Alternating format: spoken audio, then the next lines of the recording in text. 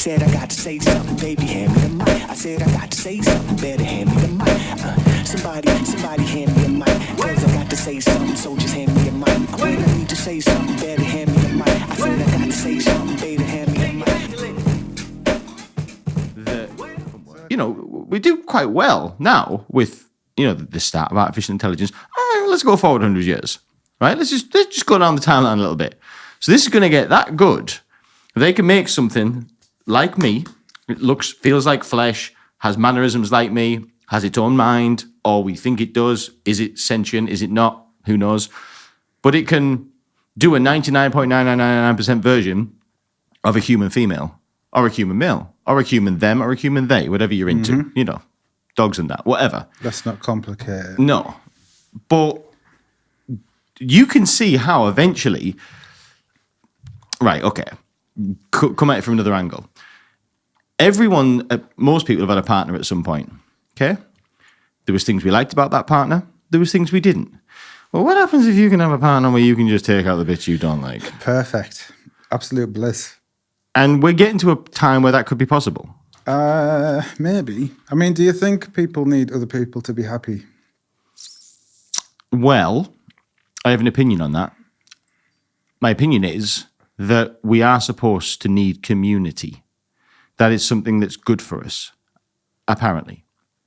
If you spend too much time alone and you don't have other people in your life and you're not connecting to people, I'm sure that's doing something negative to you. Yeah, I think it does. I've experienced it myself. I was like a hermit for the past 3 years. Right. Like, I did kind of go inward. Yeah, you do. Yeah, but that doesn't necessarily mean you can't be happy like that. I mean, I know what you need. We need social interaction. We need society to be happy as we feel like we do, but it doesn't necessarily mean you can't be happy in your own head. No. That was the difference between Plato and Aristotle's philosophy, by the way. What was? Well, they had this thing called eudaimonia, which is... Eudaimonia. Eudaimonia. Okay. We can't fact check that, can we? No. But anyway, this was like their philosophy of basically a person reaching their full potential. Right. Being utterly happy, all that kind of business. So the slight variation in Plato and Aristotle's version of that was Plato thought it was completely inward, indicating that we don't actually need anybody else to achieve this high state, whereas Aristotle thought it was a mix of inward and outward kindness and that kind of thing. So I don't know. I don't pick a side, but you know, it's funny because, and you've experienced it. I've actually experienced it. I live alone, and I know somebody else in my life. I won't name him, but he also lives alone. He's a very recluse person, and he's got to a state which I've touched on a little bit, where he actually dislikes having to do anything social. So he's happiest when he's at home, when he's on his own, recluse alone. And the thought of having to go to a social interaction or talk to people, he hates it. And like, so the answer is like, yeah, his highest state, his Aristotle and Plato. I think you said Plato was the recluse one. Well, in this chap's case, like the Plato sort of way of looking at it is right for him, because he likes being alone and doesn't like being with people. yeah. Does he not, though, or is he scared of it? I don't know. Because like I'm kind of the same in that respect. Like I say I don't like it because it sounds cooler, but in actual fact I'm scared of it. Yeah. So that makes me not want to do it.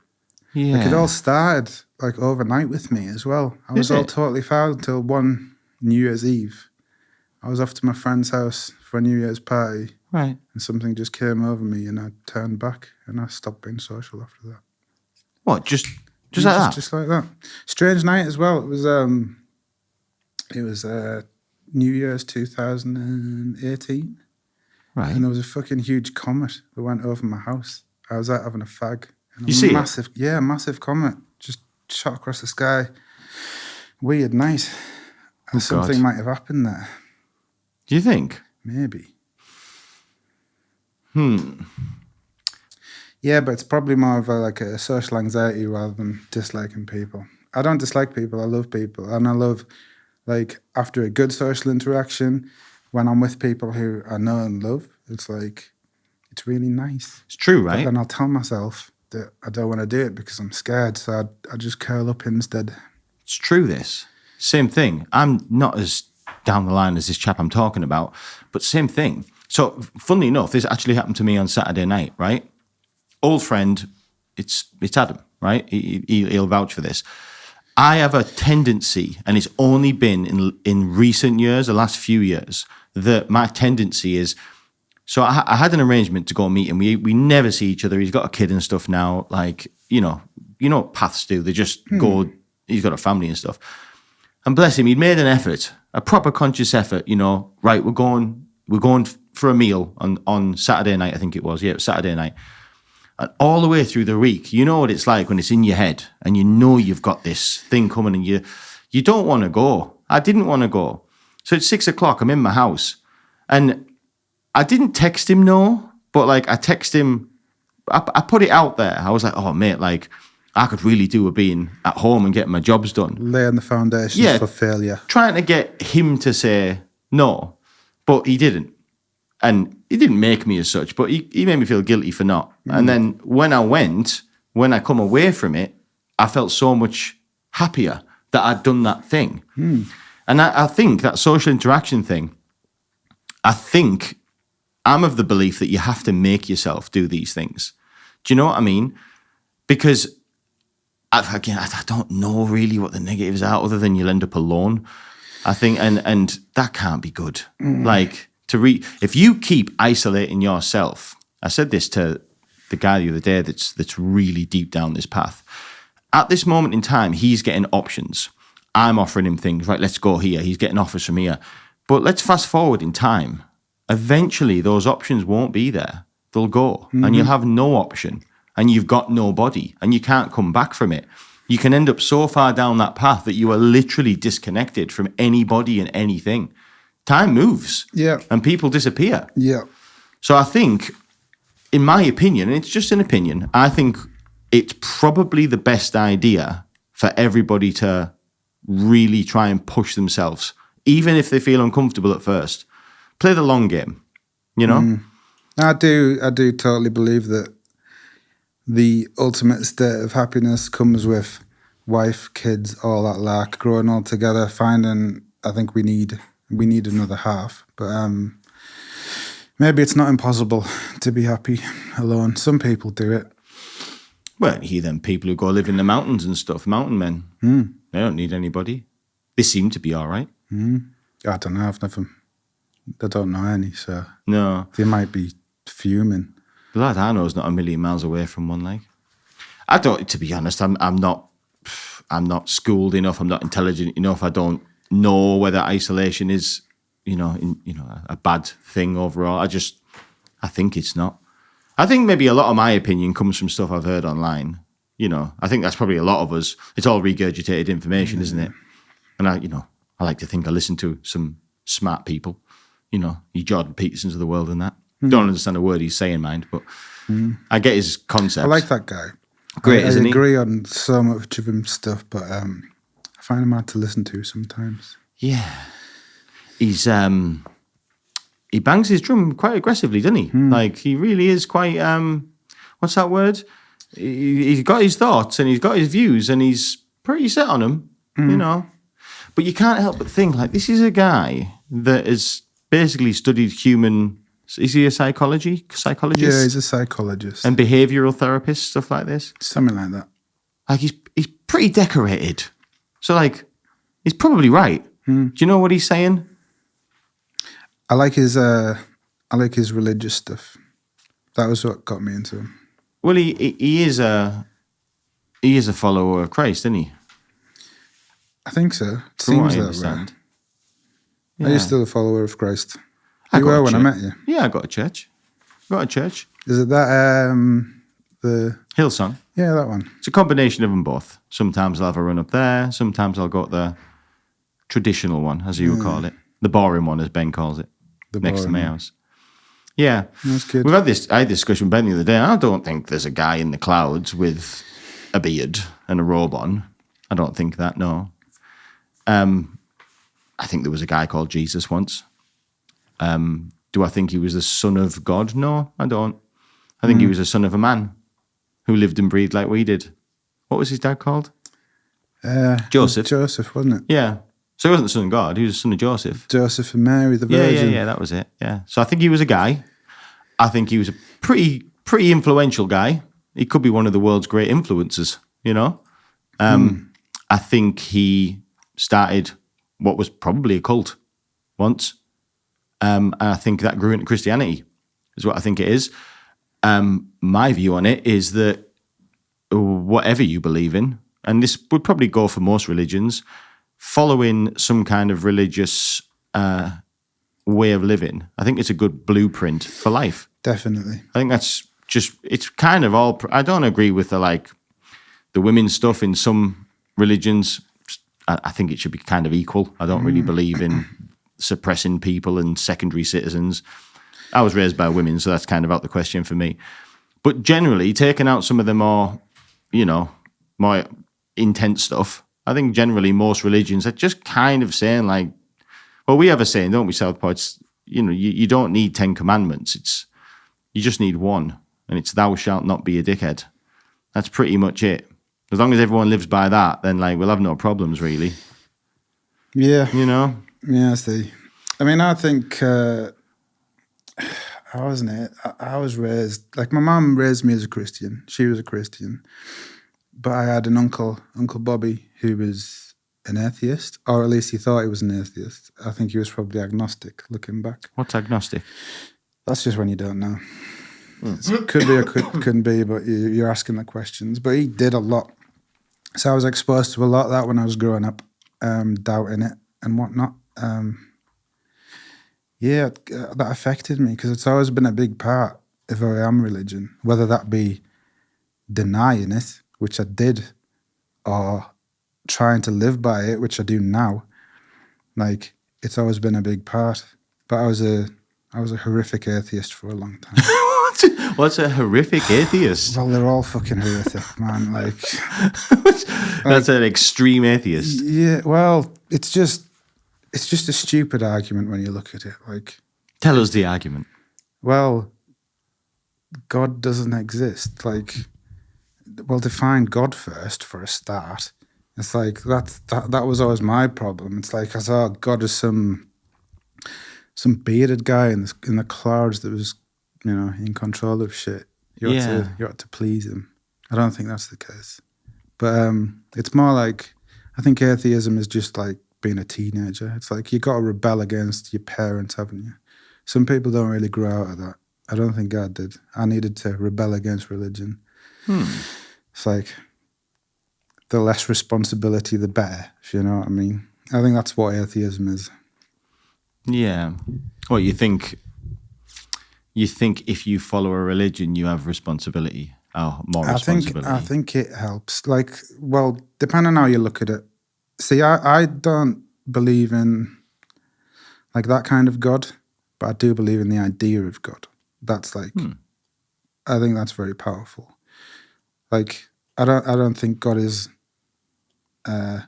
some separate thing, something in control, but I believe in God as the idea. So I see it like this. It's we have these texts, and they go back way before Christianity, way before anything. All the stories in the Bible, they come from pagan times. As soon as we could tell stories, we were telling these stories. So there must be some kind of value in them.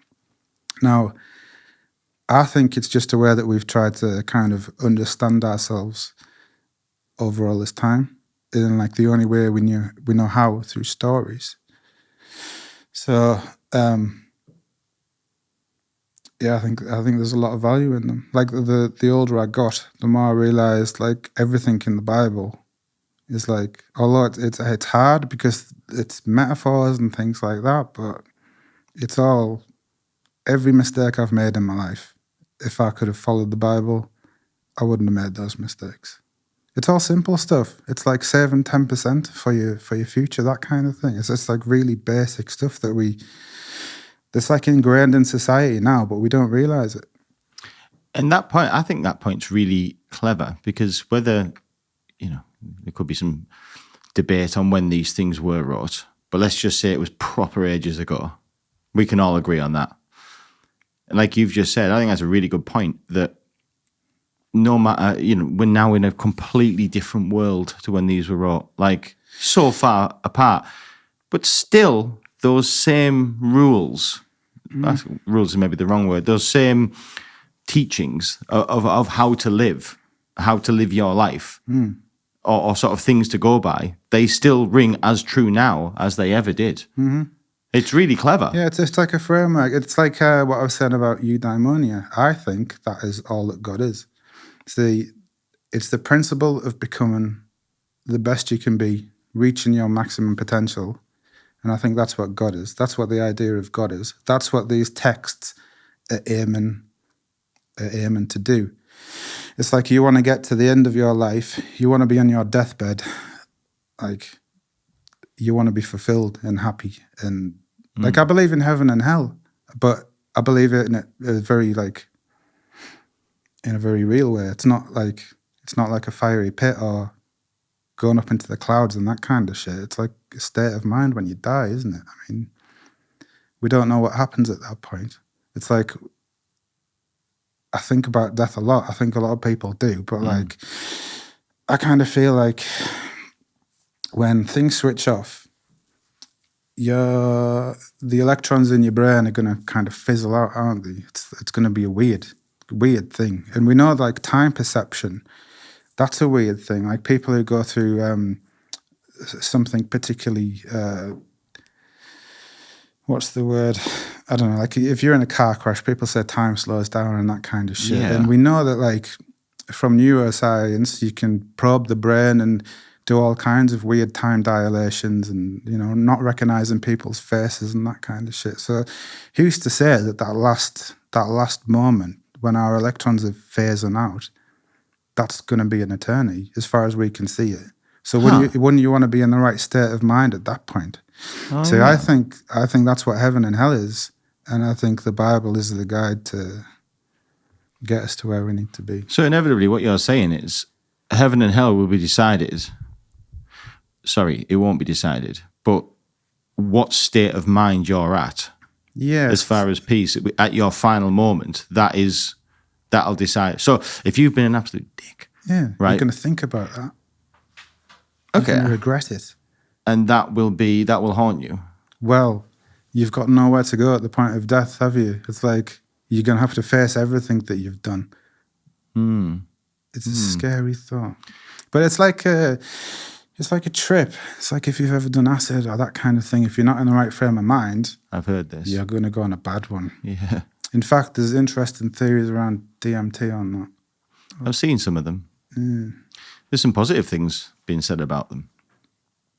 Once upon a time they were cursed as these terrible drugs that needed to be erased, but there's, again, it's all regurgitated information, but I'm hearing there's a lot of, there can be, if used correctly, there can be a lot of benefits from things like that. Did I hear somewhere that, like, I don't know, people with traumas and stuff, like, I think the thing I heard online was like people have been to Afghanistan and shit, and they were really traumatized, PTSD type stuff, seen friends' arms get blown off and whatever. But they've taken them through these DMT trips, and it's really changing the state of mind on things. I've never experienced it. Really interesting stuff. Well, I know firsthand, like, the power of illicit drugs. Like, it's not just like that. It's not just like psychedelics and that kind of thing. It's like I've had life-changing experiences on ecstasy. Really? Yeah. Life-changing? Oh, yeah. Do tell. Well, I was like a sickly teenager, full of depression, all that kind of shit. Right. I was on all kinds of tablets for it. It wasn't a very good time. Right. Because I was depressed. And I still am, by the way. But thanks to ecstasy, thanks to this time, I'm cool with it. And it was like this. It was like it didn't cure my depression, but what it did do is unlock part of my mind that let me think, okay, what's going on here is chemical. It's not this weird dark shadow. It's not this weird entity that you don't understand. It's not like it's, you know what I mean? It was like, okay, it's my head, so I can deal with that. and I still can. I've went back to tablets occasionally, but I always come off them pretty quick. It's not a good thing. I've heard this. It helps you. It doesn't necessarily cure it, but it helps you manage it and deal with it and understand what it is. Yeah, I can not relate to it, but I can feel you on that. And I guess without the DMTs, without the ecstasies, some days you'll have an issue in your life, and as you say, it can destroy you. I mean, literally sap every piece of your soul to the point where you're in either a depression or an anxiety state. But at another point in time, a different day, a different moment, those same things are still there, but you just look at them different. You just feel differently about them. Do you know what I'm saying? Yeah. I have a few stresses in my life, and I have good days and bad days. Some days are a massive problem, but some days they're not. And I think what you've just said is really interesting, that trying to understand that it's just your mind. It's just if you tell yourself, or your mind is overpowering you and telling you this is a really bad thing, you feel terrible about this, or if you're able to reprogram that by maybe an illicit drug, as you called it, it can change, it can alter your state of mind, it can make you feel differently about something. And I think there's something in it. I really think there's something in it. I think we shouldn't be poo-pooing stuff. We shouldn't be just disregarding stuff. It's 2023, and there is some studies and some science now to show that this can be beneficial if it's done correctly. A lot of it going on at the moment. Professor David Nutt, great guy. He's like very vocal about all this stuff. But everything from like magic mushrooms curing smoking to like DMT curing PTSD, it's all fucking fascinating. Do you think that it should be introduced into the healthcare system, things like that? No, not yet. Okay. We don't know how to use it yet. Like, ultimately, all these things should be available, but we got to research it first. Like, it's like same thing with weed. Like, I know you like a bit of weed. Used to. Like, I'm a firm believer in weed. Okay. Like, what do you believe? Well, I believe it's like probably the most valuable drug on the planet. Okay, that's a big statement. Yeah, it's a big statement, but I'll try and back it up. Like, the reason weed was banned initially, it was absolutely tragic. Like, was it Henry Kissinger, Harry Anslinger? I always get the two mixed up. Both cunts anyway. But one of them was like, like back in the 30s, it was like demonized, and it was all because this guy found a method of making paper, and up until that point, everything was hemp. Like everything. I've heard of this. So, he basically demonized it, said it give you psychosis. It was even a racial thing. He brought, like, because jazz musicians smoked it and that kind of thing. It's like, he made white men feverish because of that. Really? It's got a history like that? I didn't know that. Yeah. Huh. It's all that. But that's another thing. It's not just, like, good for us. It's, like, the bad that's done for the planet as well. Because if you think about deforestation, how many fucking trees have been cut down when we could have been using hemp, which is 10 times stronger and grows in an absolute fraction of the time. Like, true. We could have saved a lot of emissions there, Dan. But like the science behind weed, it's like, do you know what the endocannabinoid system is? No, tell me. So that's like something we only discovered in the 80s. It's like a system in our body, 2 neuroreceptors. But what's it called again, sorry? The endocannabinoid system. We have something in our body called the endocannabinoid system. Mm-hmm. Okay, sorry. Do go on. So the reason it's called that, by the way, is because the only substance outside of our body that interacts with this are cannabinoids from the cannabis plant. Huh. So, bear this in mind, like the most abundant neurotransmitter in our body, and it only seems to interact with cannabinoids from the cannabis plant. Like, how can that not be utterly groundbreaking and life-changing? Is that true? Yeah, it's true. Seriously, Yeah. we have I'm sure Southpaw will check this. Southpaw. We have Once the something. What? We have something in our bodies innately from birth. Yeah. That the only thing that interacts with it is cannabis, Yeah. and nothing else on planet Earth does. We produce our own. They're just amino acids. We produce our own. But more importantly than that, these are retrograde neurotransmitters, which means they're responsible for the balance. It goes two ways. So it's responsible for the balance of ourselves and pretty much every system in our body. So that's when like you can get like weed strains that make you hungry, right? But for every effect that you have from cannabis, if you delve deeper into it, there's an opposite effect as well. So we got like the munchie, we all know that because it's quite a common one. But there are some strains, I couldn't tell you the endocannabinoid that does this, but there are some strains. I know there's one called Doug's Varin, and there's a strain called Durban Poison, which also has this particular cannabinoid in it. But this is an appetite suppressant, so it makes us not hungry. Like imagine if you can bottle that up and sell it as a weight loss thing. You know what I mean? Oh, yeah. There's so much value in it, but like the trouble is we don't know how to use it. No. But yeah, the balance thing, it's like responsible for the way cells kind of signal each other, and like that. This is why it's so promising in cancer treatments, because like what is cancer? It's a cell that doesn't get the notification to stop growing. Yeah. So if we have a thing that can control that, then it's worth looking into at the very least. At the very least, I think that there's enough reasons to be experimenting with this. Oh yeah, with marijuana. Yeah. I definitely believe that. Yeah, I think it'll be decriminalised across the globe. Well, not maybe across the globe, but I think eventually it'll be decriminalised here as well because they're doing it in America now, right? Well, it almost was. I mean, Tony Blair did it. Did he? Yeah, I didn't know that. yeah. He decriminalised it. Pretty much, he made it like a Class C or something like that. Is it not a Class C now? No, Gordon Brown turned it back. course he Gordon did. Brown, the fucking idiot that he is, he went out saying it was lethal, that kind of shit, which is ridiculous.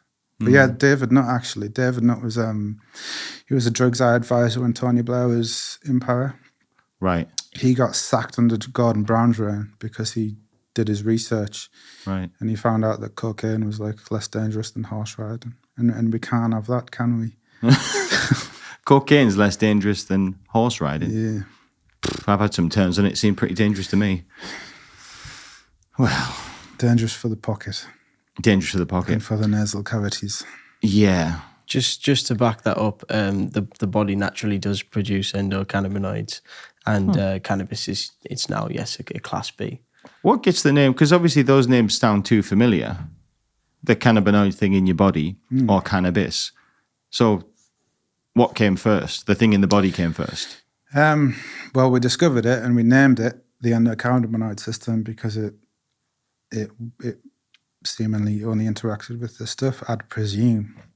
So Yeah, they studied people who were smoking cannabis and figured out that something in the body was happening. And they've basically gone down the line and thought, this is the Yeah. only thing that does this. So Yeah. let's call it that. I'd guess so. Huh. I mean, you'd think you'd find that out and you'd be mad about finding out more about it. You'd want to research the fuck out of it, but instead they just said, oh, well, cannabis is illegal. Let's not go there.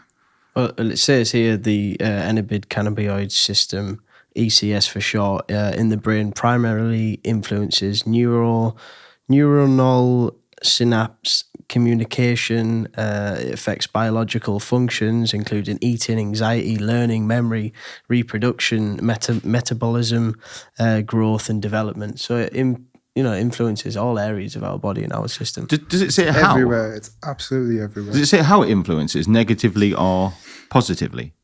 I don't think it's neither. I think it's Just affects. it's part of us. Yeah, it's to do with the way that things are balanced, I think. It's just amino acids. Your cells kind of have certain states, and this is responsible for balancing them out and responsible for communicating with each other. I think it's definitely got something like, I don't know what the scientific word would be, but like I remember back in the day when I used to smoke weed, music sounded so much better. Since those days, I'll still play the same songs from back in the day. I still like them, but they don't sound like they used to. Yeah. I was in the music once. That you play your favorite song when you're high, it's inside you. It's not external, it's internal. But since that's no longer a part of my life, yeah, I do notice certain things aren't like a pizza. Like, I like pizza, but pizza tasted better when I was high. Oh, yeah. Like, I've never felt that. Everything does. It does. Everything does. Makes everything better. Crazy, innit? It's like a drug that fixes so many things or has the potential to, with side effects that are so good that you can actually grow in your spare bedroom, and it's outlawed. I wonder why. I wonder if Big Pharma have anything to do with it. Well, my opinion is like, all right, if that's the big thing, right? If it's all around money, can't we just make money out of it then? Do you know what I mean? Can't we just do that? Wouldn't that make sense? And everybody's happy. People who want it, get it, and Big Pharma get the money.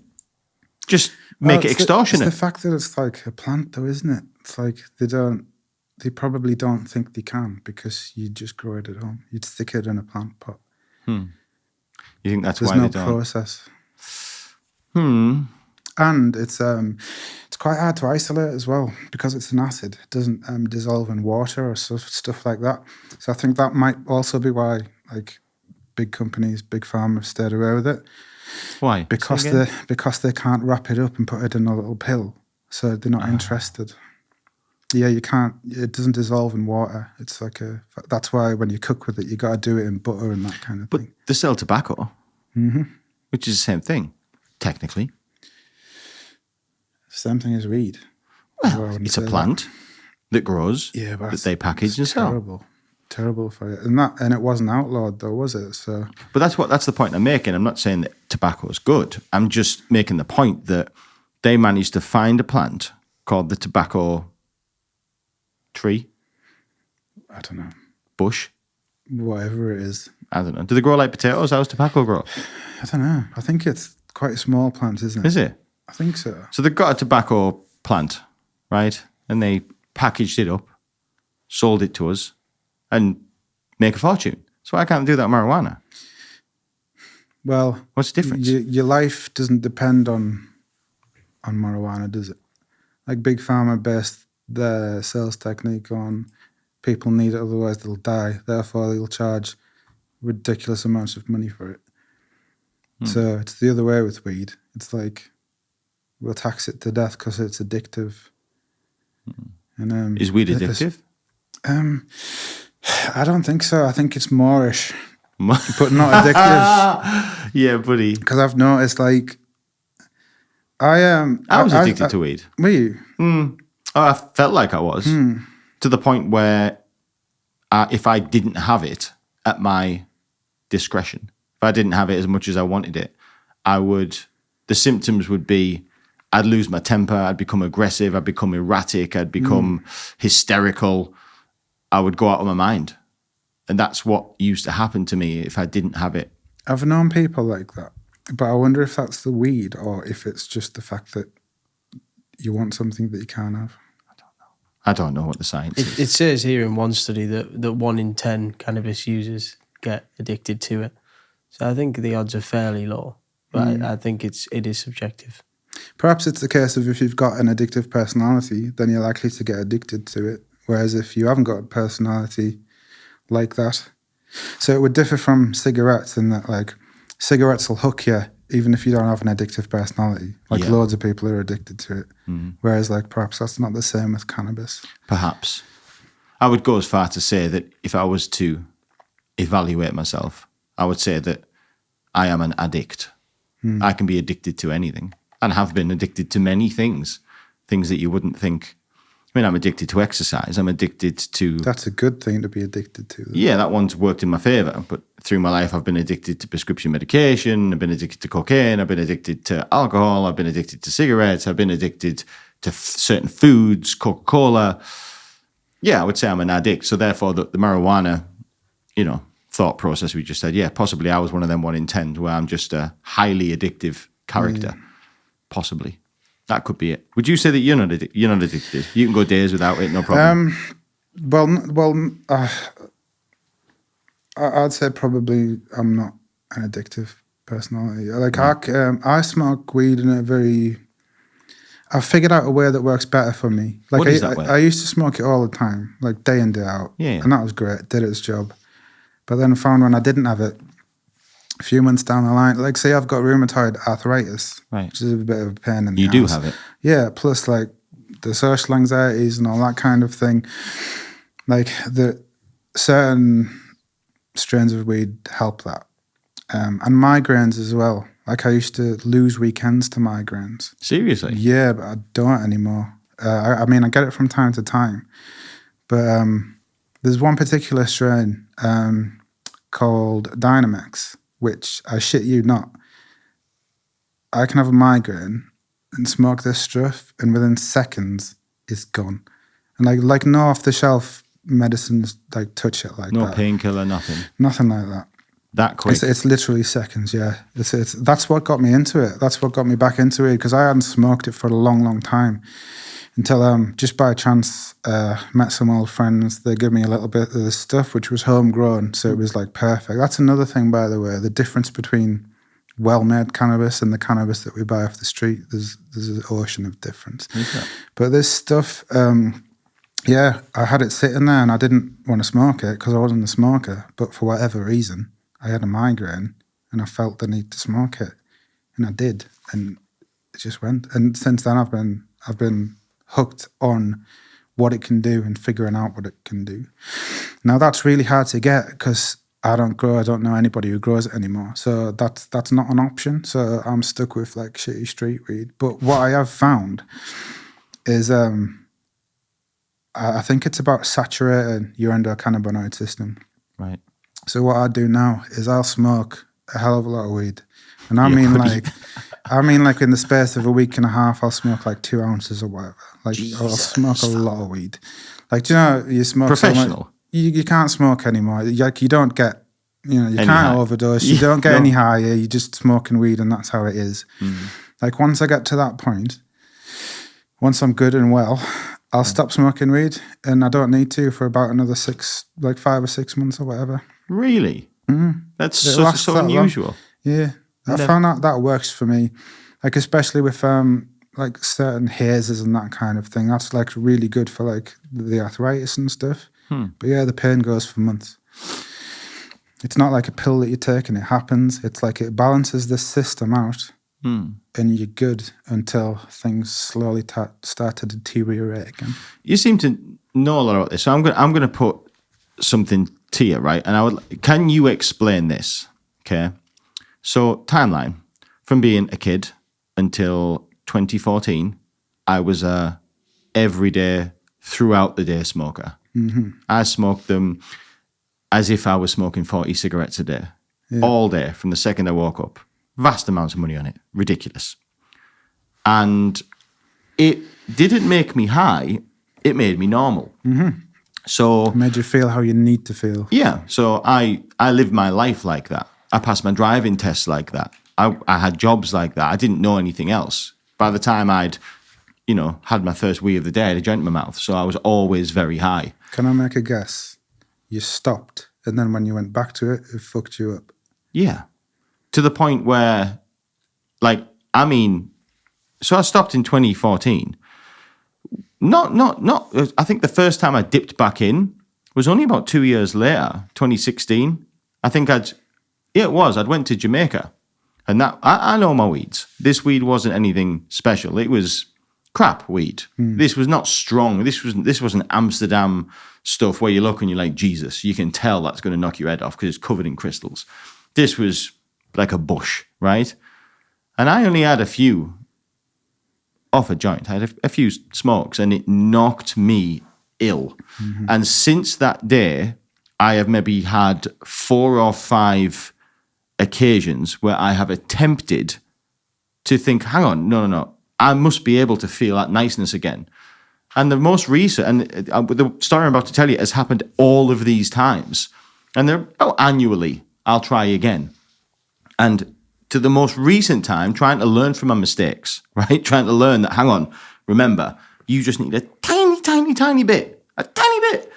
And I'd literally make a joint with next to nothing in it and just have one draw. And that still sends me to bed. I still end up horrendously, like, my whole mind just caves in on me, and it, depression, anxiety, frightened, spinning, ill, just everything just, it's horrible. Yeah. The effects I get from marijuana now is horrible. And this is coming from a total extreme. What's going on? Why is that happening? Well, I think I kind of know. I know what you mean, because this happened to me when I was a kid, like in my 20s. I was the same. I'd smoke it all the time, like buckets for breakfast and that. Like, you know how it is. Darlow's best. Indeed. But yeah, so I stopped just because I didn't like the way it made me believe in stupid shit. Right, I love this. What stuff? Well, seeing UFOs and that kind of thing, you know what I mean? Yeah. I got to an age where I didn't like not being on control of my faculties, you see. So I stopped. And then, like yourself, a little while later, went back to it and I couldn't. It fucked me up. Destroyed you. Yeah, so since then I hadn't smoked like, until 2018 when I picked it back up. I hadn't smoked since about like the year 2001 or something. Bloody It's hell. been a long time. Right. So I know that there is something in that gap. I can't quite tell you what it is. However, I can say that it's the weed you're smoking. It's shit weed. Really? Yeah. Like weed isn't about, like you're saying about crystals and stuff. That's not a marker of good weed, man. That's like, no, that's strong weed. It's like, what's happened to weed now? The kind of weed that you get on the street, which I don't know, I'm presuming that's where you got it from. It's not like... Those times was, just off a guy that I knew. Yeah, so it's like, because of prohibition, and this is the same thing that happened to alcohol. When alcohol was banned, what happened? It was fucking moonshine and like 70% like spirits, people brew, like it was shit. It's the same thing with weed. So people are breeding it purely for the THC. And that, I think that fucks a lot of people up. So the thing with weed that I've learned from like doing research and shit is quite complicated. The growing process is quite complicated. Like the reason why it's so good when I got it from my pal that time, like because she knew what she was doing. Like she really knew what she was doing. It takes a lot. So one of the things that is probably going on is because it's got so much THC, no CBD, that's probably the thing that's fucking you up. Too strong, basically. Well, it doesn't matter about it being strong, it's about the balance, because CBD is actually an antidote to THC. So when weed is grown properly, you should have that balance and effect. But instead, if you're just getting pure THC, all in your CB1 receptors, which are the neurons, the ones that fire shit off in your brain, that's where all the panic and shit is coming from. That's why you're feeling so shit. One thing you could try is if you do feel like that, get like a CBD pen or whatever, and that might do a bit to like counteract those negative feelings. And it So might it could balance knock me it out a over bit. the edge. Yeah. Well, it'll take the edge off because that's what CBD does. It's like Is it? it's an antidote. It balances it out. So that's what you need to do. Once you've grown it, easy to grow, very hard to cure. So in the curing process, what happens is the cannabinoids break down and they become like cannabidiol or whatever it is. Some other things, I don't know if you want to look that up, but I don't know the names of these cannabinoids, but they break down and become something else. So like there's a very important process that gets missed out when you're buying street weed. Like they're not curing it, they're growing it, they're drying it, sticking it in a bag, and then you're smoking it. Ideally, you need to cure this shit for a long time, like a couple of months. What does curing mean? So that's like once you dry it, basically all the moisture comes from the outside of the plant. You still have some moisture internally, but it's at that point when you tend to sell it on the street. Curing it, you would put it in a jar in a dark room and you just leave it. Then what happens is the moisture in the center of the plant spreads out through it all and becomes like even and nice and like crispy and nicely balanced, you know. But during that process, that's when cannabinoids break down and become the other things that they need to be, and it rounds the plant off. But I hear what you're saying. But back in the day, you know, there was only 3 or 4 years between these times, and you know, I was buying weed over the course of 15 years off hundreds of people and hundreds of different types. Purple stuff, sticky stuff, homegrown stuff. I've seen it all from hundreds of people. So but I never did that. Yeah, that's the bit I can't answer. It's that gap. I know what you mean because I experienced it myself, but it is that gap when things fucked up. And I had nothing at the start. It was all just good times, laughing your head off, that kind of shit. Like, do you think tolerance is playing a part? Because, okay, I remember, let's fast forward even further back. I remember first trying it at school. That's what happened then. I would go bad. It was terrible. It was horrendous. It was just peer pressure that was making me do it, and I detested it. Yeah. But more and more and more doing it, the bad times went away, and it got better and better and better and better. So do you think, I was always under the mindset that you remember these good times of smoking weed and it being wonderful, and because there was never any gap and you were on it constantly, you didn't have that like first time like experience anymore. But because you've had that such a long gap, and obviously you're dipping back in and having a few off a joint here, and it's basically taking you back to point one again. Yeah, that's interesting. We do kind of block out the bad experiences, don't we? So that could be it. Could be as simple as that. I'm interested, when you did this big 16, 17 year gap, the first time you picked it back up, no bad times? No, it was amazing. Really? But yeah, that's because it was really good weed though. Really good weed. Southpaw, not that you would ever smoke weed, obviously, but what's your views on it? Do you think? Well, I think that's very interesting, the whole curing scenario, because I went to Barcelona, and I went to a cannabis dispensary there, and that was possibly the best ever experience I've ever had smoking weed. I tried this thing called Purple Urkel. Now, I'll never forget it. It was the most fantastic tasting feeling I've ever had. Me and my friend Harry, it was like the first time we'd ever smoked again. I was laughing my head off for hours. Now, I don't know whether that's down to the fact of the curation process that you were talking about, because I think what's possibly happening then with street weed and people not curing it for long enough, they're just itching to get out, get that money, get that sale, get ready for the next stock. So they're not keeping it in a dark room in a jar, as you say, for long enough. So I wonder whether that experience I had on Purple Urkel in Barcelona is because they're actually, growing it properly and doing that whole curation process, because that to date was just the most euphoric, funny, less, like no paranoia, no issue. It was just lovely. Like still to this day, me and Harry talk about it. So I wonder whether that's down to, that the curation, because I'm the same. I'll have stuff now, and I'm in your world, Daniel. I don't enjoy it as much because it's too strong. It just knocks me for 10. Yeah. It's normally after a couple of beers for me with the lads.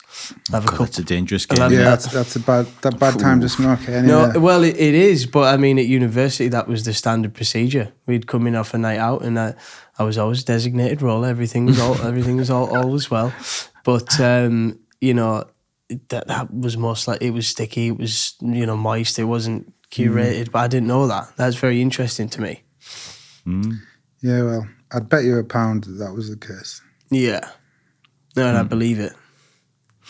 It's interesting the knowledge behind it all, because I've never delved deep into that world before, but the science behind it's actually crazy. Just hearing a little bit of what you know. Just read up on it. Read up about the endocannabinoid system. It'll make you furious. It'll make you fucking furious. Like the fact that we can't do anything with it. So do you think it's clear for you that there's certain strains that can help migraines. Do you think with the endocannabinoid there's different types and strains of weed that can affect all different parts of our nervous system? Yeah, well, I mean, there's over 120 different cannabinoids and they all do different things. So why not? But like I say, we just don't know how to use it. Like, I don't know how to fucking use it, and I've been trying my best, but like, it's the research isn't there, man. It's like So why we're do you stuck. think there's not enough research going into this? Because it's illegal. Because it's prohibited. Do you- It's getting there in Yeah. places. It's getting there, but still, we're years behind. We're like 100 years behind what we should be. Yeah. Will they not be doing this research in sort of countries where it's been legal? So obviously it's been legal in Holland for a long, long time. I think forever. Or certainly a long time. And in America now, it is legal in certain states. Will they not have all this research going on? You would have thought. Yeah, you would have thought, wouldn't you? You would have I thought so. don't know. Well, you know, I'm What are those places known for medically? Are they known for like medical leaps and bounds like that? I don't know. I don't know the answer to that question. Like it depends what their medical industry is, I suppose. They might just not be Yeah. that way inclined. What do American do it like? Because I assume that it's legal and the government makes money off it now. I assume. It's like Mike Tyson has a company, right? Yeah. So, is the government making money off this? Because he seems to grow it himself. So, what's going on? I'm sure it's taxed to some degree, Yeah, of course. but I don't know. But like I say, it's like making money isn't the be all and end all of it. It's like it's more a case of who doesn't want you to be making money off it. It's like if people, like, I'm not a conspiracy theorist, right? But like people talk a lot about big pharma and that kind of thing, and if those guys do have as much influence as they do, which seemingly like political influence, that kind of thing, then why would those guys want us guys, people like us, to be growing a cure for ourselves in our spare rooms and not giving point. them any money? It's a good point. You know, you could make that argument for, you know, your DMTs, your magic mushrooms, your things like this. That's a pretty valid point. That whether no matter where you are on the scale of belief, you cannot dispute that there has been cases and some science to show that these substances can help certain things. You can't dispute that anymore. Well, naturally occurring in our body as well. DMT does as well, by the way. Did you know that? Yeah, I did. I heard this recently, that it naturally occurs. I Yeah. don't know to what extent, and I'm not schooled on it, but At the point of death, interestingly. interesting. So there's theories around why that might be responsible for your let's call it a uniform experience of death that people seem to have, near-death experiences. Would you ever I've found take that's the interesting. ayahuasca thing? Would you do that? Yeah. Seems a I'd bit take intense, it. though. I did take DMT, but not enough to do anything, disappointingly. But that's on my bucket list. I'd like to know where I'm going when I die before I actually get there. That seems like a big one. That, you know, Yeah. it's a proper adventure, isn't it? Like hours long. You need people there. No, it's not that long. I think it's like 20 minutes. Is something it? like that, yeah. I've heard some stories of like people going crazy, like shitting themselves and all sorts of stuff. Like you have to have somebody watching you, right, while you do this. Yeah, I was watching a pal while he did it, and he pissed himself. Like, Did he? I had a great time. Yeah. But he did piss himself. Yeah. I admit I'd be too frightened of the ayahuasca thing. You know, you just touched on the big pharma thing, right? I want to ask you about this. I don't know anything about it, but I'll try. Well, it's around the COVID thing. It's around the vaccine thing. Do you know what I mean? I know this is like a drum that's been beat now for years, but just from your perspective, I'm still in a learning curve myself. I'm still trying to figure it out. I don't know what to believe.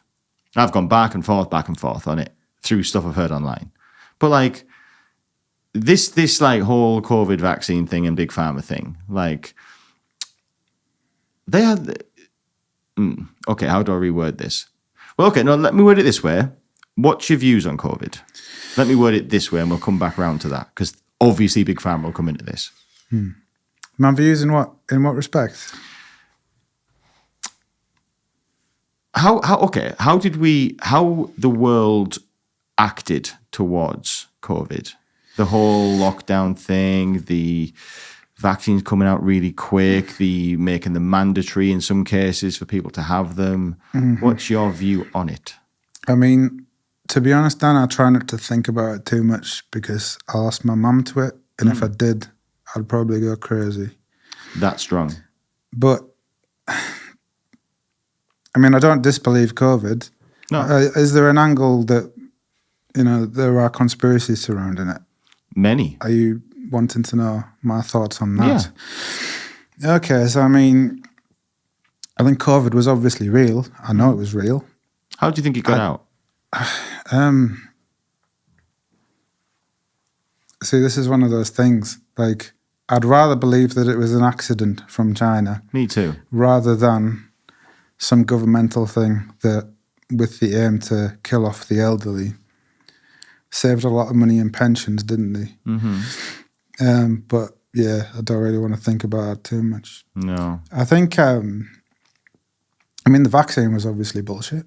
Like, it didn't work. It didn't do anything. That's what it would appear now. Yeah, well, we know that. We know that statistically it didn't work. Is that definite now, though? Oh, yeah. Because I hear this, but then I hear some people say, no, it does.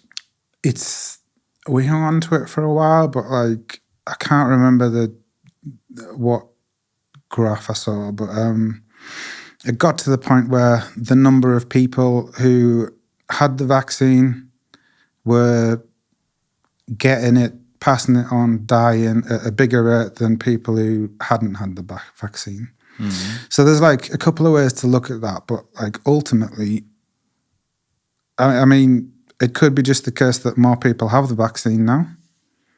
And that is, they do. So that might be why the statistic is like it is. But in either case, you wouldn't expect that to happen if it actually worked. We know it doesn't. I don't think the vaccine's killing people, because that's another big conspiracy, isn't it? I've heard that too. But I do believe it's a negative effect. You think? Yeah, you see, I think like COVID itself, I think it scars you in ways that we're not quite sure of, like long COVID, that kind of thing. Mm-hmm. So anyway you look at it, like, what is a vaccine? It's like you're injecting people with COVID, aren't you? It's like you're getting your antibodies up. So by giving healthy people COVID, something that potentially has this lasting effect, that can't have been good. No. I see where I sit with it is I've gone back and forth. I won't call myself a sheep, but I am a taker-inner of information. So I've gone from initial extreme of this is the end of the world. Then I've gone down about 2 years later thinking, oh my God, it was all absolutely nonsense. That's what I got to. But now I'm somewhere in the middle because I'm getting told left, right and centre. I do listen to what people say, both sides of the argument. So I'm just at a point now of absolute mass confusion. I don't know what to believe. I don't know who was right, what bit's wrong, who's spinning this, who was up to that. I honestly don't know. Like you, I want to believe that it got out by accident. I want to believe that the lockdowns and all this, it wasn't social control, that it was just maybe hysteria, that we didn't know what to do, so we acted in what we thought to do. That's what I want to believe. Mm-hmm. But there's a lot of cases, a lot of arguments going back and forth. It's making me, as you've just said, you just don't want to think that there was a darker force behind it. But funny, something else you just said there. I don't believe that to everybody, I don't believe COVID was as dangerous as I initially thought. If you asked me April 2020, that's it. It's the end of the world, apocalypse. I now don't believe that it was going to destroy everybody. I believe it just depended the look of the draw, really. Yeah, it was elderly and people with pre-existing conditions. But I think I had COVID. I didn't test. I went through a time where I felt fluey, couldn't taste anything. And since then, really, my breathing's never been the same. And I don't know, I've had this conversation with Johnny before, and, I smoked throughout the whole thing. I was smoking cigarettes, and was it just coincidence that blah, blah, blah, blah? Could be just that smoking caught me at the same time. But I remember that week when I couldn't taste, breathing was like tough. And I've never really come all the way back. You know what I mean? Yeah. Never really all the way back. No, I'm the same. I've had it 3 times, and I think it's affected me in like very negative ways. You think? I mean, something we've just touched on before. It's definitely, to be fair, that was where the social recluse thing began for me, really. That's that chapter. Spending a lot of time indoors, being away from people. Yeah, I haven't got that excuse, unfortunately. No. It was well before that. Before that. Yeah. Yeah, but I mean, either way, like, conspiracies aside, the end result is the same, isn't it? We've lost a lot of people, and also we know how easy it is for the government to control people. We know that the government can say, do this, and people will do it. We did. If it happened again, do you believe? I believe that they wouldn't be able to do that to us again. No. People wouldn't stand for it. There'd be an uproar. And I think they know that. Yeah. The powers, whoever they are. Yeah. I mean, part of me thinks that it's all been part of this whole weird conditioning thing since like 2014. Like it feels like people are being told that 2 and 2 equals 5, and they believe in that. Not just COVID. Like it's like woke culture and all that kind of thing. War culture. Yeah. Like men having babies, that kind of lark. You know it is. Yeah. Yeah. I mean, that's a whole... There's something in my gut that feels like it's all connected, but I've tried not to think about it with COVID too much because it would make me crazy. Of course. Like if I found out that it was intentional, I don't know how I would cope with it. Yeah. I given your situation, to find out that it was intentional. Yeah. I mean, you wouldn't like to imagine what would come next. Yeah. Yeah. So I deliberately not think about it. Probably wise. I think I'd be the same, to be fair. But yeah, wars are a funny one. Yeah, well, not funny ha-ha, eh? But Definitely not funny, ha-ha. But I've, through recent time, again, it's new, the old media, new media thing, I think is brilliant. I think we're in a time that's unlike any other.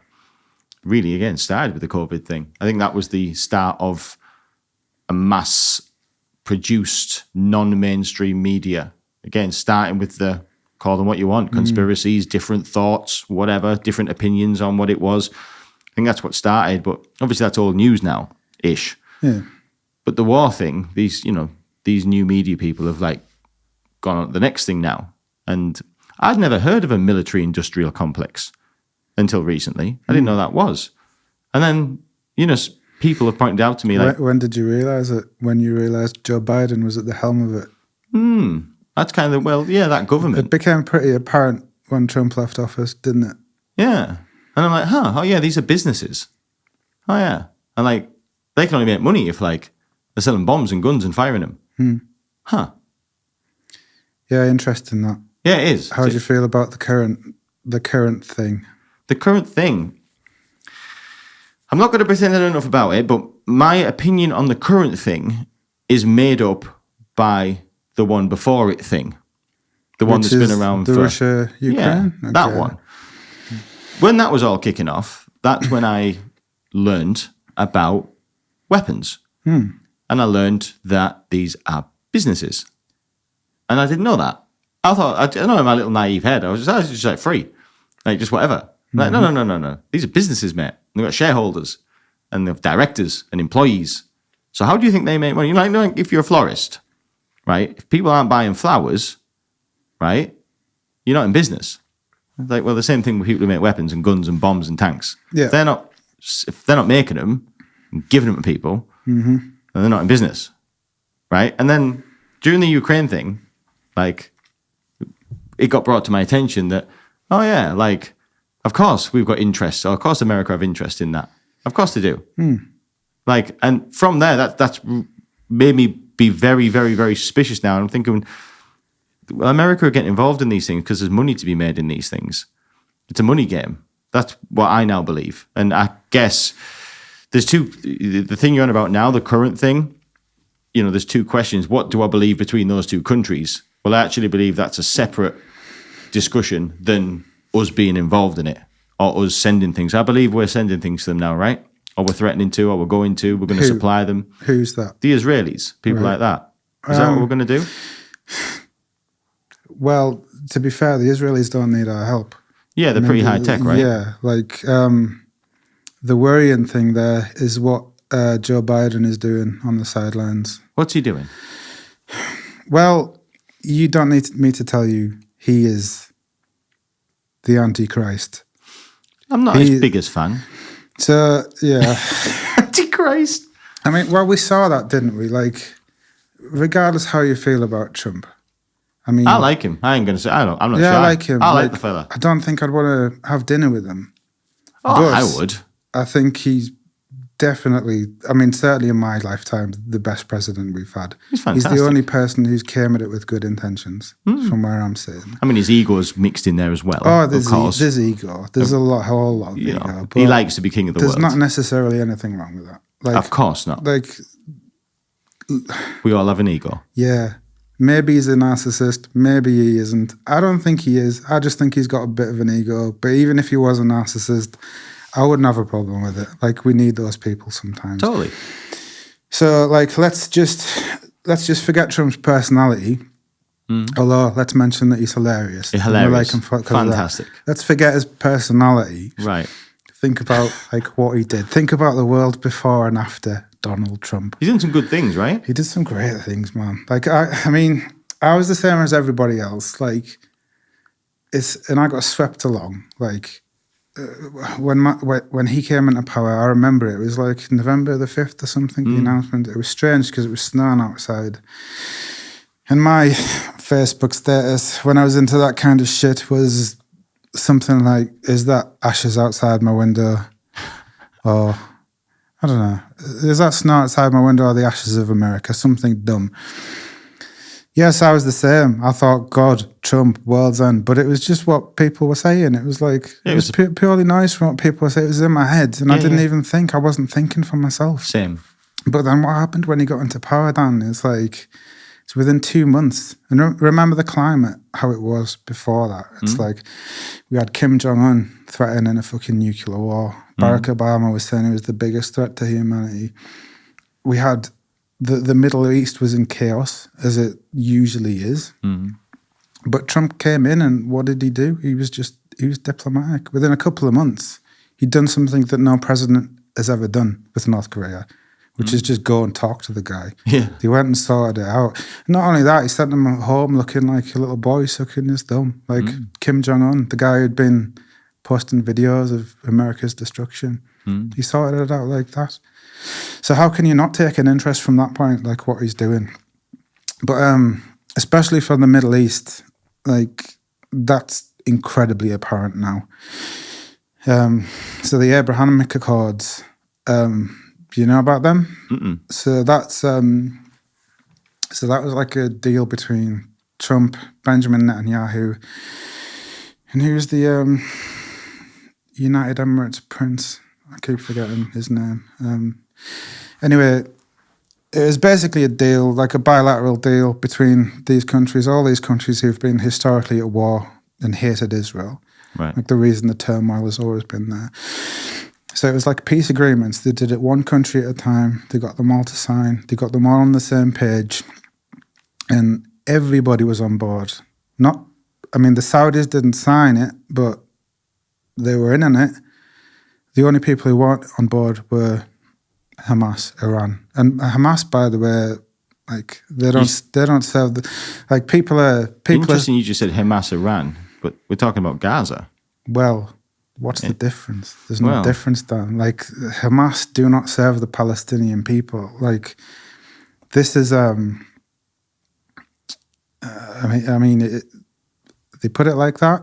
And people are doing protests in the street because they think it's the usual Palestine or Israeli thing. It's not that at all. Like, what happened here, and this is all from the Abrahamic Accords, because this is the first time in history, I'd say, that it looked like people were going to get on. There was going to be lasting peace in the region. And it was all thanks to Trump and Netanyahu, the deals they put in place.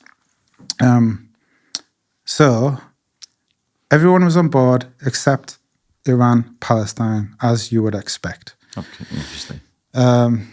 Just recently, Mohammed bin Salman, the Prince of Saudi Arabia, the Crown Prince, he publicly stated that he was going to sign up to it.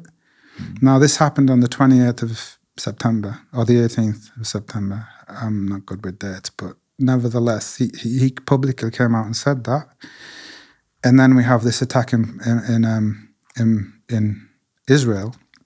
Now, this has nothing to do with the usual land disputes, like Palestinians versus Israel. It doesn't. This is completely to do with stopping that deal happening. Because as soon as the Saudis are on board, that's it. We've got peace in the region. It's like, this is purely to stop that, throwing a spanner in the works. But as usual, it's under the guise of like poor Palestinians versus like big bad Israelis, and you'd think people would see through it by now. But yeah, Hamas, they serve Iran, not the Palestinian people. And like my heart is aching for the Palestinian people because they're born into this. They're hostages. They're nothing but humans, shields. But like they're fighting the proxy between Iran and Israel. And who's standing at the sidelines laughing now? It's Joe Biden. What's he getting out of it, though? Or are they getting out of it? I mean, could be the military-industrial complex thing. He's obviously making a lot of money out of this. I mean, look what happened when Trump left power. It was like within a couple of months, Iran were then armed to the teeth, hurling missiles at Israel. Remember that? It was like 30,000 rockets or some shit. Straight away, as soon as he got in, and the reason that was is because he lifted all the restrictions off Iran. He started arming them again. Like, whereas Trump, he put so much restrictions on Iran, they couldn't do anything. That's why there was peace there through Trump's reign. Like, they couldn't attack Israel. They didn't have the facilities to do so. We weren't arming them. So, so Trump had all these restrictions. I think they were selling like 200 million barrels of oil a day. Trump reduced that to like 10,000. So they had no income. They couldn't do fuck all. They couldn't do the terrorist bullshit. And that's lifted. The really worrying thing is that part of these restrictions were to stop Iran from ever having nuclear power. So they couldn't get a hold of it. I think they had the potential to make like eight warheads, but they couldn't get the uranium to do it. Now, with these restrictions lifted, and this only happened recently as well. Like I noticed on the government websites, and it's not been in the news much, but the restriction that stopped that in place has actually been lifted. So theoretically, within 3 months, Iran could be a nuclear power if it's not. Now, whatever Biden's role is in that, like I say, it's hard to get to the bottom of it. I can't find out how or why it came about, but it's there. It's there on government websites. Why would they do it though? Why would they lift the restrictions? It doesn't make any sense. Well, Biden's always been not a friend, but he's seen it as a money-making opportunity. Like you say, that's the military-industrial complex. He can sell a lot of weapons to Iran. He can sell a lot of weapons that they can tackle Israel, while at the same time, he's standing there pretending he's Israel's friend. The Bible says this, by the way. The Bible says the Antichrist will be Israel's friend for 7 days, then turn his back, and then the world will end. Something like that. I don't know. Don't quote me on it. Along those lines. But yeah. But that's my worry. It's going to go one of two ways, I think. Like either Biden will get his way and there will be a nuclear war because it's what he's always wanted. Feels like it's what he's always wanted. Yeah, well, I mean, look at who Joe Biden is. He's the guy who wanted to invade Iraq before 9/11 even happened. He's always been thirsty for war. That's why I think this guy is the Antichrist. He's a fucking terrible, and you have to be to do what he did. Just as a question from an outsider's perspective, I don't really know much on this, but how did Trump get them restrictions in place in the first place? To impose all that on Iran and for them to have to listen. How does that go about? Well, it's as simple as not selling them the weapons to do what they need to do. But he had deals in place with the Saudis and all of those people. He became friends with those guys. He was trying to bring people together. He was meeting them and being diplomatic. Yeah. Yeah, I couldn't answer your question more. Right. Simple as that. Yeah. It feels like all the time, just with everything that's going on, it just feels, I don't know if anybody else feels this, but like with the Russia-Ukraine thing, the Israel and Hamas thing and all, you just constantly like, I constantly feel like shit's about to kick off all the time, like on a massive scale. Did you when Trump was in power? No, made me feel safe. That's the truth. All we had to worry about was people bringing racism back and claiming to be anti-fascist while enacting fascism across the nation. It was stupid shit like that, wasn't it? Yeah, I don't know. This is probably a naive way to look at it, like a stupid way to look at it, but I always thought that like if shit kicked off, Trump will sort it. Like he's just Yeah. If we're going to go to war, you want Trump in power. Do you know what I mean? I mean, this whole thing couldn't possibly have happened with Trump in power. Even the Russia-Ukraine thing, it couldn't have possibly happened. How do you feel about his statement when he says, funny as it is, when he says, about Russia and that if he was in power, he'd stop the Ukraine thing, like in one phone call, he says. Well, that's the thing. It sounds stupid when he says it, but he probably would. Do you think? Yeah. The thing is, right, I know he sounds ridiculous when he talks sometimes. Hilarious. Isn't that what we want? It's like all of our lives, we have these politicians who are reading off transcripts and stuff. And then suddenly we get this guy who wears his heart on his sleeve. He says things off the top of his head. And as a result of that, he looks stupid a lot. But he's doing the right thing. Isn't that what we want? We don't want somebody who hides behind, like... the curtain. Yeah. Yeah. Well, I don't know. You've probably heard me say on here before, like, I just see it as like, which liar do you want? Like, you can have a liar in the blue or the liar in the red. Like, I've said it before, and my co-host, Johnny, we spoke before, he thinks it's a very wrong way to look at it, but just pick the one that's funny. Just pick the funny one. You do have a choice, and your choice is who you're going to be lied by, who you're going to be lied to by. Yeah. I don't know. I think they're both full of shit in a way. I think all sides are. I don't think there's some, holy leader that's all righteous and only right. But yeah, okay. If I've got the choice between Donald Trump and Joe Biden, I'll pick Donald Trump. You pick the one that isn't a white supremacist, warmonger and antichrist, wouldn't you? You'd go with the one who seemed to have things under control. I don't know if those would be the reason, because I don't really understand some of them things. I don't understand whether he's a warmonger or not. I'm not clued up enough. I do know I liked him more as a person. I do know I like him. I find him funny. And I had a feeling that when he was around, there wasn't as much chew as there is with this other fella. There seems to be a lot of chew now this fella's here. Could be a coincidence. Could be just bad timing. I don't know. But yeah, well, I mean, my trajectory for liking Donald Trump, like I liked his politics from the start, but through all that time, like right up until 2020, I was still in the back of my mind, okay, he's doing a brilliant job. I still can't like him though because he's a racist and that. Like, again, not even thinking about it, not looking at it with my own eyes. No. Just listen to what people are saying. But it was when Joe Biden stepped up, and it was like, hang on, that guy, and they're calling Donald Trump a racist. What the fuck? So there was like a few other things at that time. It was like, who was that guy who got shot in the back like 7 times? That black guy. I can't remember his name.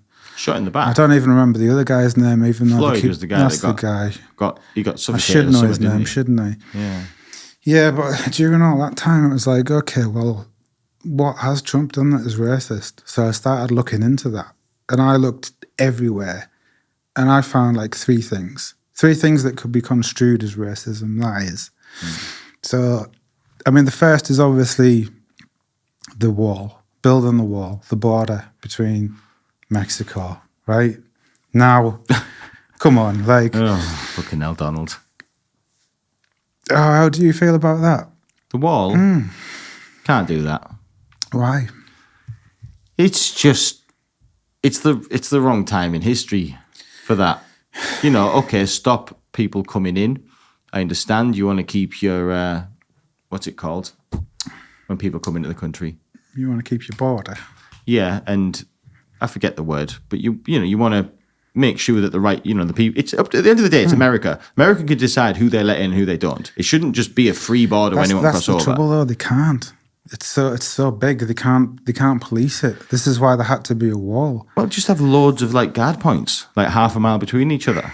You Cameraed up and that. Have it all cameraed up. You couldn't do it. Of course you could.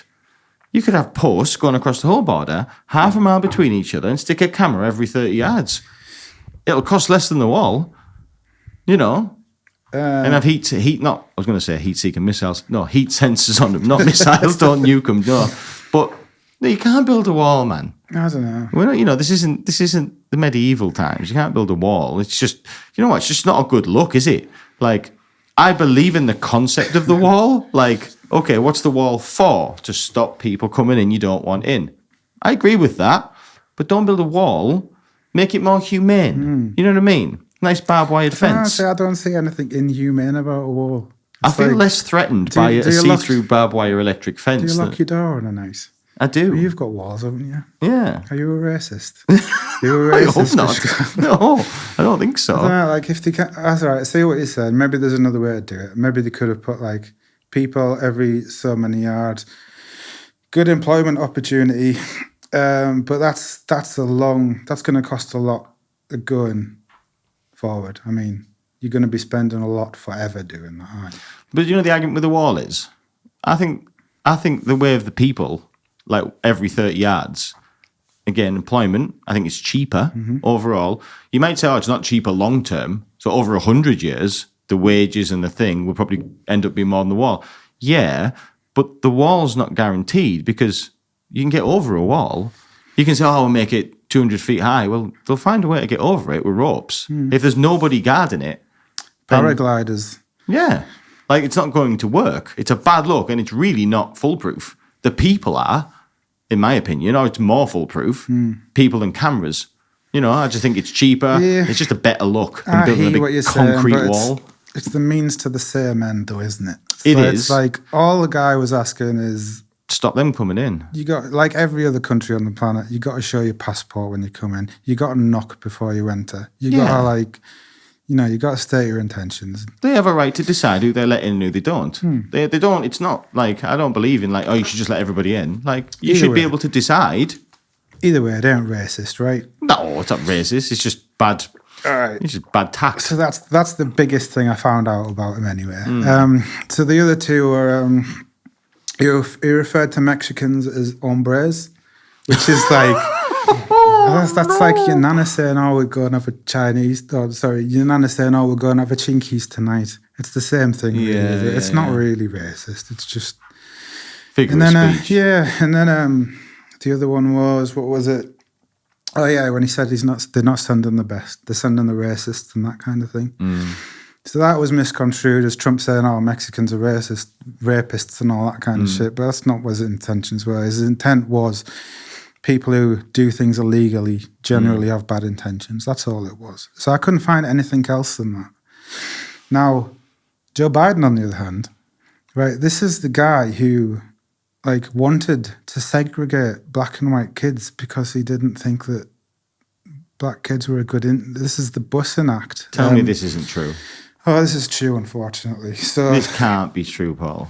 Yeah, it's the bus. I can't remember the name of the bill, but it was the busing thing. He didn't want black and white kids on the same buses going to school. It was during the 70s. There's like a famous. Well, I don't know if it's famous. It can't be, otherwise people would actually know who this guy is. But there's a video where he's debating Thomas Sowell. He's like a black American economist and author. So. Yeah, and he's just condescending this guy and trying to get him to admit that, like, white kids don't do as good as when they mix with black kids, essentially. So that's that's clearly racist. We don't even have to discuss that. No. That's like clearly fucking racist. So he's like, Joe Biden's also the guy who wrote the 1994 crime bill. So this is the bill that essentially incentivized states to lock up more black people. Wow. Now, like, and people, why aren't people thinking about this when they look at Trump and Biden next to each other? So the 1994 crime bill, I think this is what it's about anyway. But it was to do with like criminalization of like certain drugs. So crack cocaine, for example, had 100 times the penalty of cocaine itself, even though it's the same drug. It's the fact that cocaine was a white man's drug, crack cocaine was a black man's drug. So things like that, like incentivizing states to lock these people up. Like if you want to pinpoint one thing recently that has decimated Black America, it's the guy who locked all those kids' daddies up for no fucking reason whatsoever. Like those kids grew up without dads, and it fucked them up. Yeah.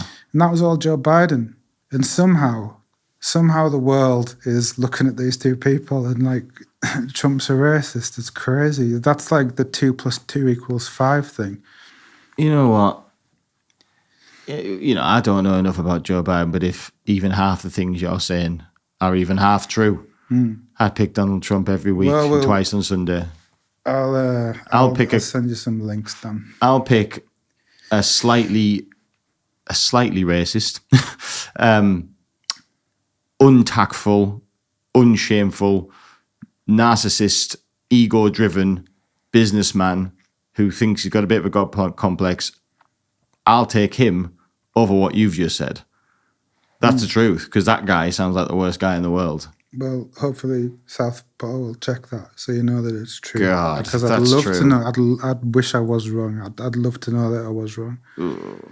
I've heard a lot of people talk about, man like Joe and say that Joe's an absolute slime ball, like in real life. He's that like the devil. He's the Antichrist. that he's got a bad resume.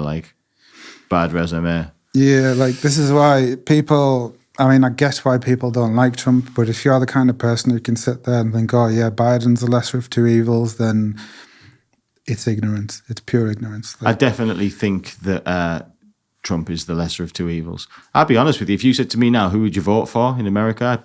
I wouldn't vote for any of them two. I'd vote for JFK. You reckon? That's who I'd vote for. I like him. If only. He hasn't got a cat and nails chance. Obviously, it's impossible to win. But if I could elect anyone, I'd elect him. I think if Trump did get re-elected, he'd become the next JFK. I don't think he'd last long before he got assassinated. You reckon? Yeah, because they can't do what they did to him again. They can't use all those cards again. Like they've seen what Joe Biden is, what he does. They saw the state of the world when Trump was in charge versus Joe Biden. They're not going to be able to use bullshit tactics like that. They'd take him out another way, and they will take him out because like there's a, I don't even know what you'd call it. Let's say it's an establishment in America where, like you said, it doesn't matter if you're blue or red, doesn't matter who you vote for, the lies are going to get in. I don't think that was necessarily true with Donald Trump. I think because he wasn't a politician, he scared a lot of people, like from his own party and other parties. But like he certainly wasn't turning the wheels of the military-industrial complex. No. He was putting a stop to that shit. Like we saw that. We saw it spring back into action with Joe Biden. It's like...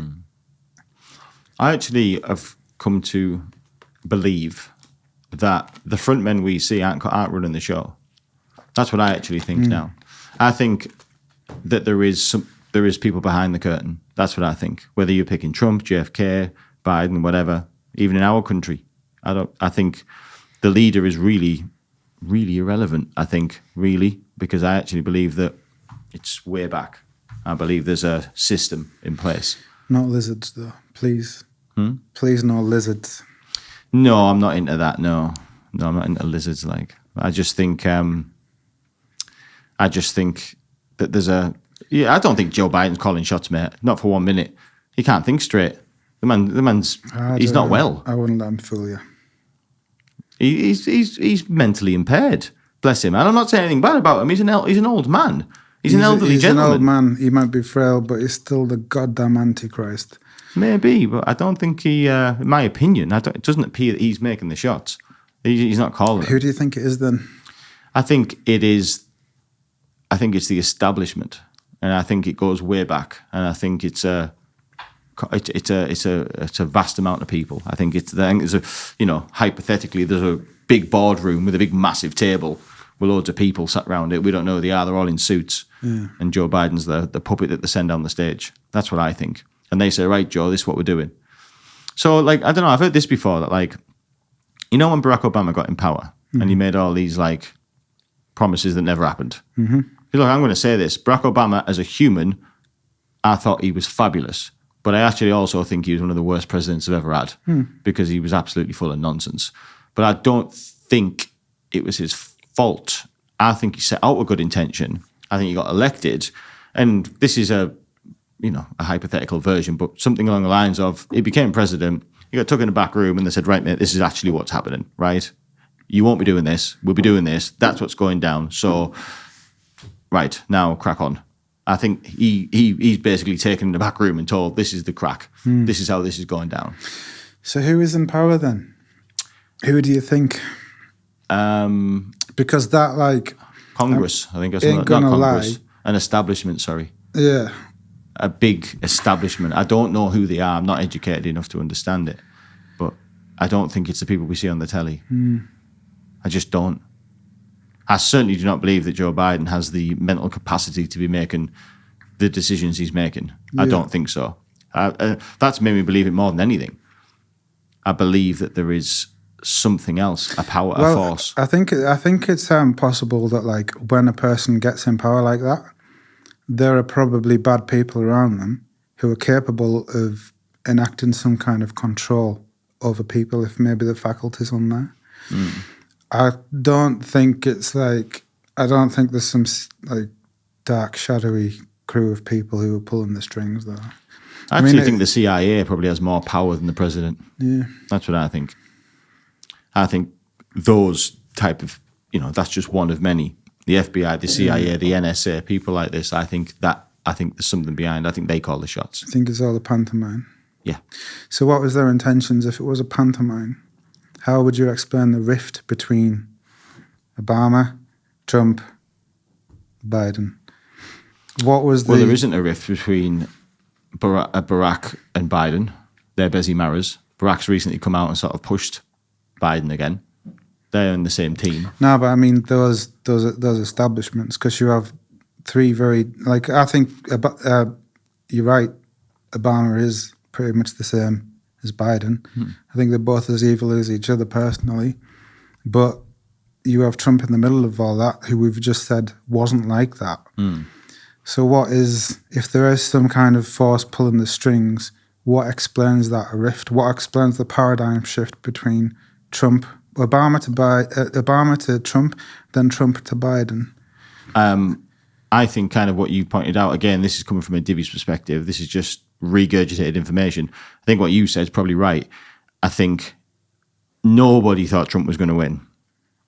And I think everyone went, when he did win. I think they thought it might be, even when they've seen it might be close. I think not enough people are going to vote for this lunatic. You think they let the guard down? Yeah. You think they didn't need to pull any strings because it was Trump? And they thought there's no way that Trump is going to get in power. Even if he does well, he can't beat whoever he went up against. Was Joe Biden the first time round? I forget. It's Hillary Clinton. He can't beat that because he's that much of a lunatic. That's what they thought. But when he did, I think there was, and again, this is just a cartoon version of it. I think Trump was, I don't actually think they're taken in the back room and so just said, this is what's happening, this is what's happening. I think it's more subtle than that. That they slowly, right, Mr. President, so what we're going to do is, we've had a word about this and we think this is probably not the best thing to do. And I think it's done in that sort of way. And I think what happened is, Donald Trump kind of was like you said, a version of no. And he's been very maverick and he's just done it his own way. Maybe there's some bits that he's done. He's played ball in some ways, but not enough. And I think now he's out of power, this scramble that there is, this absolute pantomime that's going on to stop him getting back in power, I think that's precisely why they're doing it. Because they're like we nearly went to shit before because this guy wasn't playing to the right beat. He was not doing what he was supposed to be doing, and he was dangerous for our establishment, sort of thing. So I think they're desperately trying to stop him get back in power. I don't think there's any way he's getting in power. People think he's going to. Yeah, that's why I think if it did, they'd have to assassinate him this time. They'd have to JFK his ass because, like, Yeah. they couldn't allow it, could you? I just think now, though, like, there's that much. This is the beauty of free media. This is the beauty of it, because you're not the first person to say this. I've heard dozens of people online say that he is at risk of being assassinated. But because this isn't like, even 20 years ago, where things like that aren't being said and known and talked about, I think now, like, they'd struggle to, because, like, it'd get uncovered. Like, they'd find out. Like, the world would eventually figure it out. I don't know. Because it's too coincidental. Everybody's saying he's going to be assassinated, then he does. Yeah, but we're conditioned now, aren't we? I mean, we've got people shouting "kill the Jews" on the streets of London because they don't know what the Charter of Hamas is. It's like, have you ever heard the term "useful idiots"? Yeah. Yeah. So there's a hell of a lot of useful idiots about these days, don't you think? And I think that came from the conditioning we've seen through COVID, perhaps. The bullshit through Trump's reign, where like the far left were causing all this mad shit. Biden at the helm, like, I think there's a hell of a lot of useful idiots. There has to be. I like that phrase, useful idiots. See, I don't. I hate it, but I mean, it's what it is. There's a lot of them. What do you think? I think conspiracy theorists are another side of that coin, by the way. You think? Like, they both serve a political purpose. One is like to push things, the useful idiots, to cause chaos, like they're doing. The other one is to cover up things. I think that's the conspiracy theorist's role in society. Like, if you take something too far, make it unbelievable, then all of the little lies and pathologies that might have been there in the first place, you don't even think about them. What you just said, I don't know if they're connected, but you just made me jump to aliens there. Go on. My mind just jumped from what you just said onto the alien thing. All right. Like, okay, 5 years ago, do I believe in aliens? 100%. 100%. The whole thing that everybody says, of course there's life out there. 5 years ago, what's a crack then? Okay, the government are covering it all up. That was my answer 5 years ago, right? Again, not my original thinking, but people who pointed stuff out online made me look the other way now to say, why now are everybody admitting to stuff? Why is now everybody saying, acknowledging this? Well, that's thanks to Trump as well. Did Go you on. know that? No. Trump was the guy who set the wheels in motion for all these classified documents to be released. No way. But it came out under Biden to his benefit. I don't think it came out quite at the right time, but I think it turned a lot of people's heads, didn't it? Stopped them looking in a certain direction, didn't it? But yeah, that was all Trump too. He legislated for that. I didn't know that. So what do you think now? Because where I sit now is I actually don't think there's any crafts. I don't think there is. I don't think anything's ever been here. And I think now it's been used as a tool to make us look that way. See, I don't know why. I think there could well be technologies that do that, but I think it's most probably from Earth. I don't think it's not that I don't believe in aliens, mind you. I just think aliens, I mean, why would they come down and like make crops, like play around in fields? Why would they come down and visit some guy in a truck in the back arse of America? Like, doesn't make sense. It's like I think if an alien species was able to reach us, they probably wouldn't even recognize us as intelligent life, so they wouldn't even bother. No. But I've no doubt, I mean, the universe is huge. It'd have to be crazy for them not to be out there. Same, I have every belief that there is life out there. Again, if they have the technology to get here and monitor us, I don't think they need to come down, because it'd be like us looking at ants. Yeah. Like there's nothing there for us. Yeah. I think they'd be that technologically advanced that if they did want to come down, they'd make it so that we didn't see them. On the other side of that, like there might be evidence of aliens all around us, but we're too dumb to even recognize it as intelligent. Like, What's to say you can't see them? What's to say that they're invisible? It could be so different to what we know. We just don't recognize it. Could be see-through. What's wrong with that? Could be. Anything's possible.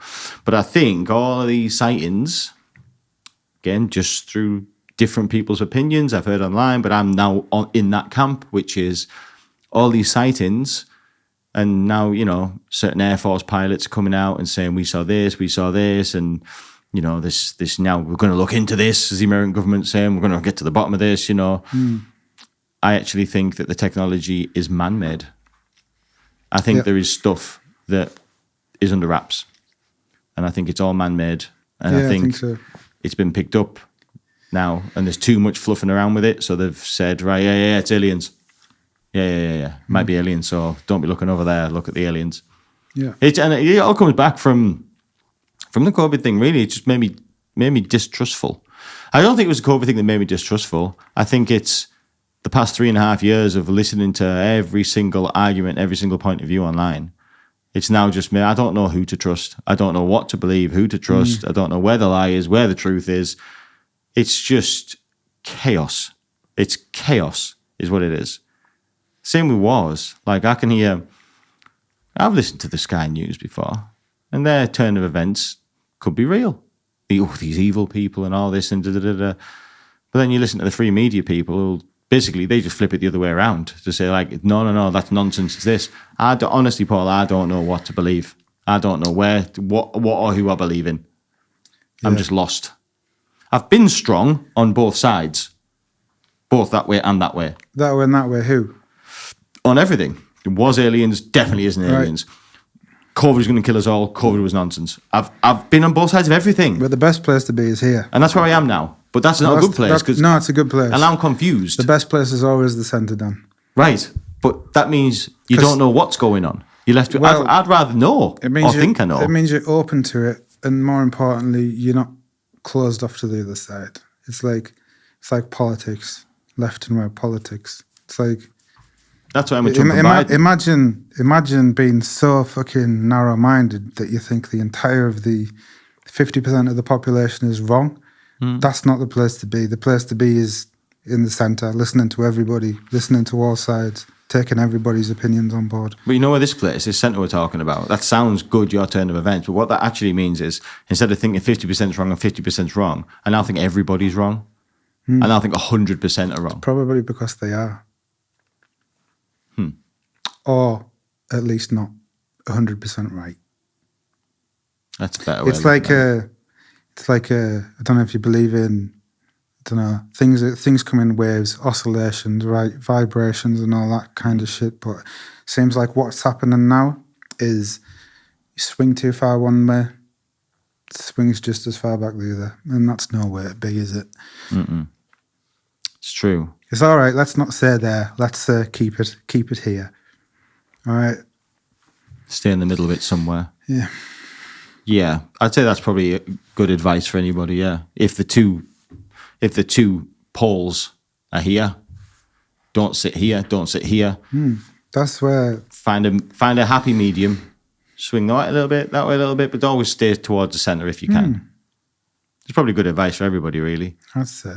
I bet we won't be alone. There'll be other people that don't know what to believe. I don't know.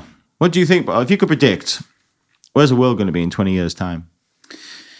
Let's get back to what we were talking about. In fact, can we do the few moments later, go for a piss thing first, then we'll get back to that. Yeah. All right, cool. You remember where you were, though? Yeah, I remember where I was, I think. All right, let's piss. You'll remind me. We piss together? Yeah.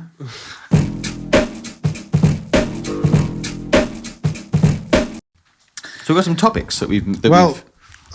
breezed. You asked me a question before I went for a piss there. Where do I see the world in 20 years' time? All right, so that's like... Now is an interesting and scary time with what's going on in Israel. So there were two ways I think we got to before we went off on a tangent. Do you want to hear the good way or the good news or bad news first? I'll take good. Good. Okay. So hopefully Israel will prevail. Hamas will be taken out. The Abraham Accords will come into action. And then we'll see peace in that region. And when there is peace, Israel are going to flourish, like big time. Like they're such an advanced group of people. Like NVIDIA are building like supercomputers there. It's like a hub for artificial intelligence. A lot of talent, young population. Like if that place gets rid of all the people who hate it around it, then it will flourish. That could be a reason why Joe Biden wants to stop it. I don't know. But yeah, we'll see. If that was the case, we'll see all kinds of advancements in AI and all that kind of shit. But Thanks to Israel. well, they'll play a big part in it. They'll play a big part. And like I was saying before, biblical prophecy. I mean, a lot is said about Israel. Like the second coming is supposed to be like when the Antichrist turns his back on Israel, which is going to lead us to path number 2 in a second. Then that is supposed to be when the second coming happens. But, I don't believe in that kind of thing, obviously. I'm saying this because I believe the Bible is stuff that's happened before, warning us what's going to happen again. I don't think Jesus is going to return to earth, you understand. But yeah, so hopefully we'll see that. We'll see advancements made in AI. And AI's got the power to both like enhance and destroy the world, I think, depending on whose hands it's in. But the path number 2, the one we don't want to go down, the one, sorry, I'm going to burp. Go on, son. The one that it looks like we're heading for is like destruction, nuclear war, death. Because I don't know if you knew this, but last Wednesday, like America somehow managed to. Did you hear about the missile that got launched, nuclear missile? No. So yeah, again, these things are under the radar, but it happened. So they're like flagship delivery system for atomic weapons. It got launched and it got shot down by the Americans. Now, they've called this an anomaly and they've played it off. But what's actually happened is they've tested both their nuclear attack system and their defense system in one swift move there and kept it under the radar. At the same time, the Russians have launched a missile from their nuclear submarine. So everybody's gearing up for this. Now, there's a big, like, this is worse than the Cold War. This is by far worse. Because if Iran do get to make nuclear weapons, then Israel will strike them preemptively. And that will start something that'll let a genie out of the bottle that we don't want letting out. So this is why Biden, the Antichrist, you got to keep tabs on him because he's, in my mind, he enabled all of this. He's the one pushing it all along. But Israel did the same in like 1967 with Egypt. Like their first destruction then, they preemptively attacked them. Thankfully, they won. They got rid of them in like, it's called the 6-Day War, but I mean, it was less than 6 days. They took out their air force. They controlled the skies. They did it precisely and easily, and they could. But yeah, so they will, if they feel like they're going to be attacked, and they will, because Iran will do this. Like nuclear weapons, mutually assured destruction, they only work if the people who have them cherish life over death. That's not true for Iran. That's not true for extreme branches of Islam who like think martyrdom is a thing and think that like destroying somebody that they've pulled out of a book. I think the destruction of these people will get them into some kind of paradise. Those aren't the kind of people who have nuclear weapons. Like, so if they do manage to make it, which remember they now have the potential to do so, that's not going to be good. But this looks, to me, this looks how it's going to be. Like, until somebody comes along and questions Biden on what the fuck he's doing, questions why suddenly Iran have got the capability to make nuclear missiles, like, we need to address that. Like, we need to stop that shit. And it's all in motion now. How is it stopped, though? You mean surely you don't think just through voting Trump in it's going to stop? Well, no, I don't think he'll get him. But even if it was, it certainly wouldn't be in time. But I don't know. I'm scared. Like, what can you do? It's like we have these useful idiots shout and kill the Jews. It's not Nazi Germany anymore. It's 2023, and we've got people shouting for the destruction of Jews. Like, I don't know. This is why. I mean, it sounds silly when I call Joe Biden the Antichrist, but I genuinely believe he is. Like, he's the root cause of most of this. Like, He singularly is the root cause. Well, it seems that way. Because I actually share your thought process. Sorry to interrupt. I do believe that the root cause, but I don't believe it's a man. I believe it's, and this is horrible, I believe it's America. Because what I've come to believe is that, Paul, we're the baddies. That's what I've all been brought up. We're the good guys. We're the good guys. We're the baddies, mate. That's what I believe. And that frightens me. It frightens me to think that, or learn that, and now be sure of that. That I think that we're the problem. I don't think it's all these countries and groups of people that we pretend are. I think it's us that are the problem. I don't think it's Joe Biden. I think it's the West. Yeah. It's my opinion. And I'm happy to be, look, I don't want to jump sides. I'm happy I'm on this side because I actually think we're the stronger side, but I think we're the baddies. Yeah, I mean, I get what you're saying, and I know that we were. Well, that's particularly apparent with like the Russia-Ukraine thing. The amount of like demonization we put on Russia at that point. Like at that point, I was like, no, we are way worse than Russia. Like people, you remember the criticisms they got. For the Ukraine thing, like how I remember that time, it was like we were the ones with the propaganda. We were the ones who were like, stopping speech. We were the ones who like banned RT from this country as soon as it happened. And the propaganda for me was coming from us. So yeah, I agree in that sense. But I don't know. I think it depends who's like. I don't think the thing is I don't share your view that like other people are behind the scenes in control. No. I think the truth is way more scary than that.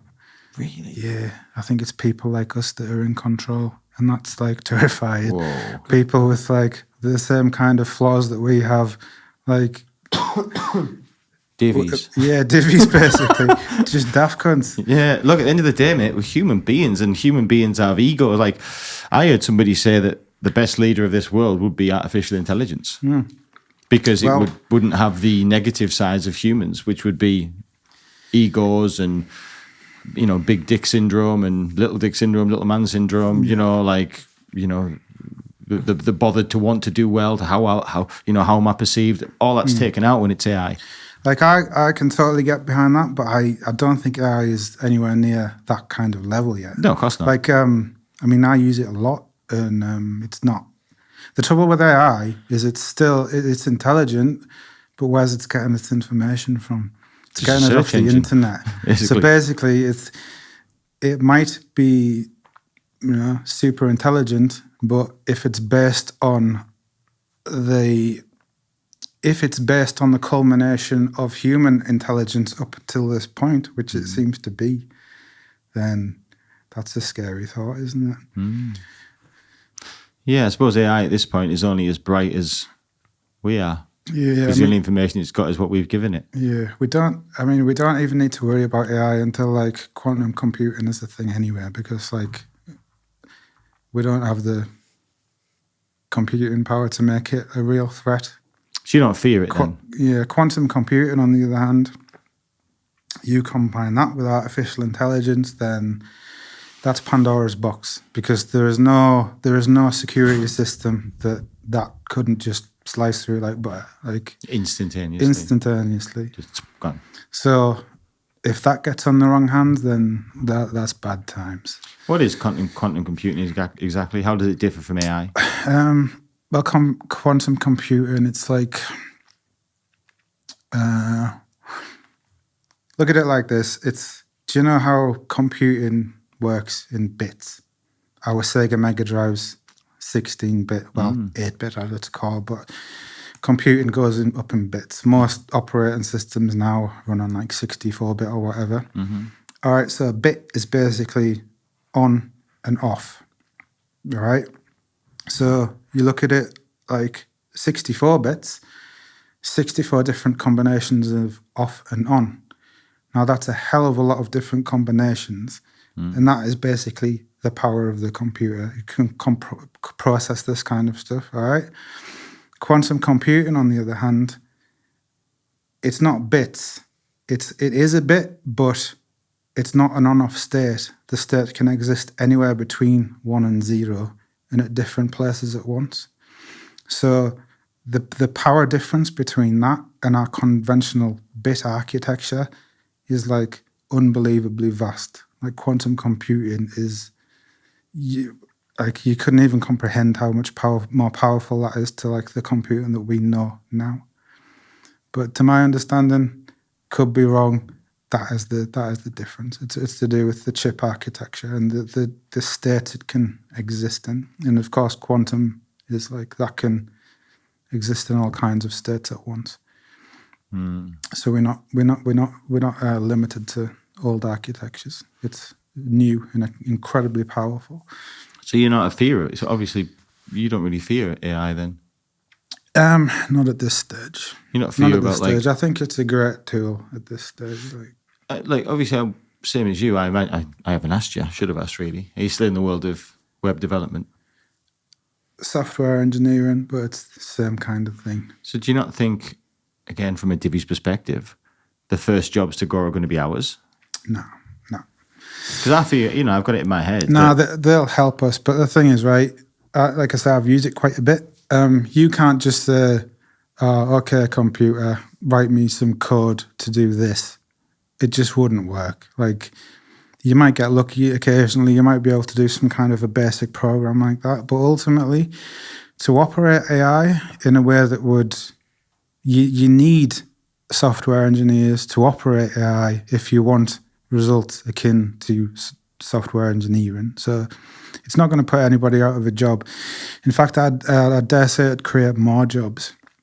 Really? Yeah, because, I mean, we don't really know how to use AI yet, do we? We've got like a lot of apps that do like weird stuff. But I mean, the potential for it is like vast. I mean, imagine like the UK workforce now. Like, so AI can do all of these things that is hard for humans to do. However, it's easy to give AI a command, like do this, whatever. So I can see like a lot of opportunities open up, like especially if you look at like Britain's current unemployed. It's like they might not have skill sets for various things, but like pretty much everybody's played computer games since they were little. Do you know what I mean? Pretty much. So like here's an idea, like what if we could kind of gamify AI? What if the engineers can write systems that allow people who don't have qualifications to do fucking incredible things? Like, so that would look something like, I don't know, like the same kind of architecture you'd see in a video game. You might have a quest, and then you might have all these side quests to do.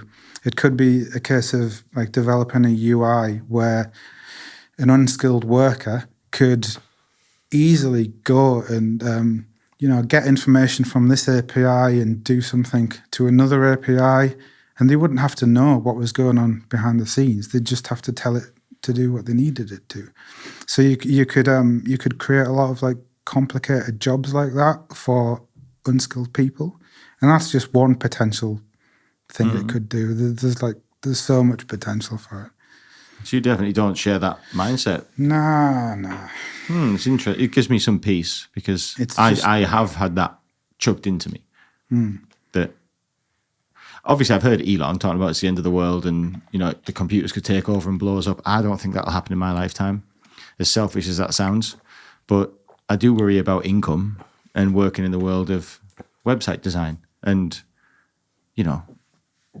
I don't think we're a million miles away from somebody to say, speak to it and say, okay, make me a website for a dentist, and it just go zoop, done that quick. Then I'm out of a job. That's what worries me. I suppose I'm further down the technical scale than you. I mean, I don't know. I can't see. People have said that. I've never been able to say AI make me a website, and it's been able to do that. Not yet. Have you? No, and I don't think it's happening today. I'm talking about within 20 years. I think that technology will get there. And I don't know, because I mean, you say that, and it might be able to do that, but that might not be a bad thing. It's not necessarily going to put you out of a job, because it's like you can say, okay, build me a website. It's like, okay, you can build your website, but what's the website's purpose? What does it got to do? What does it got to do with this bit of information? Like, how does it deal with this particular API? It's like you still need engineers to operate that software. So, do you know what I mean? You can't just have anybody do that kind of thing.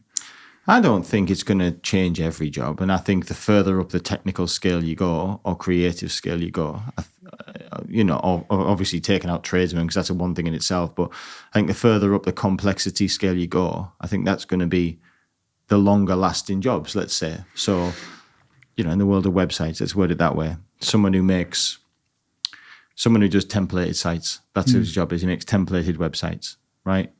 I think that's the first thing to go. But somebody who creates vast, really complex, technical, bespoke, absolute one-off pieces of, applications, I think that's going to be last to go in that scale. I think the simpler the role, the quicker it's going to be. And I don't think we're a million miles away than the first. And I actually don't think we're millions of miles away from the end either. I think within 10 years, the lower end jobs will go in technical. And I think within 20, 25 years, I think your high end stuff's going to be done. And I don't think humans are going to be needed. Now, there are some things that I don't think AI will ever affect. I don't think AI is ever going to cut your hair. I don't think it will. I don't think AI is ever going to build you a house. I don't think that. I don't think AI is ever going to do your teeth. I think that'll always be human, or certainly for as long as we care to think about. But I think anybody that sits in front of a screen for a living, I think they want to keep their eye open, because I think that's going to be soon. Yeah. I don't know. I mean, if you're talking way, way in the future, like 30, 40 years, it's not such a huge stretch to think that AI could do that. Like, because machinery can do that. Machinery has the capability of doing that. So if you have something that can control machinery to such an extent, there's no reason why that isn't possible. My concern with AI is the speed in which it's growing. That I don't think so. For example, okay, mobile phones, they've gone from since the 80s really to now. That's gone over, 40 years, something like that. But I think AI has done about, the equivalent of about 30 years in 3 years. That's what frightens me, the speed in which it's going. And I think this isn't going to be a 30, 40 year thing. See, that excites me though. Like that's terrifies me. It depends who is pulling the strings though. It depends who's got hold of it. Why do you suppose Elon Musk's so scared then? What's he scared of? Just them rising up and killing us all? I don't know. He's a bright lad. Yeah, I've never heard what are his arguments on AI? He says it could potentially be the end of civilization. In what way though? In the robots taking over, or some kind of means for bad humans to do bad things? I assume again, I couldn't tell you factually, but I assume it's the sentient thing, that it's going to have a mind of its own and it's just going to override us and outdo us. I assume that's what he's scared of when he says end of civilization. That's what my brain tells him, because he wouldn't need to worry about income. Do you know what I mean? So that wouldn't be something that he would really be stressing about. But yeah.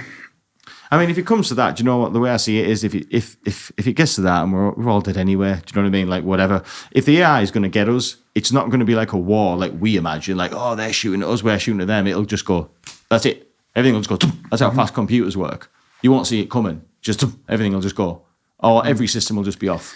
Well, maybe that's the case. But to play devil's advocate to AI and your fears, maybe that is the natural trajectory of human evolution. And that's what because they're we've saying. stopped evolving now, haven't we? Have we? So we've stopped.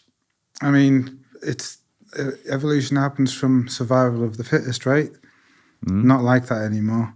It's like we can cure things, and we can, we don't need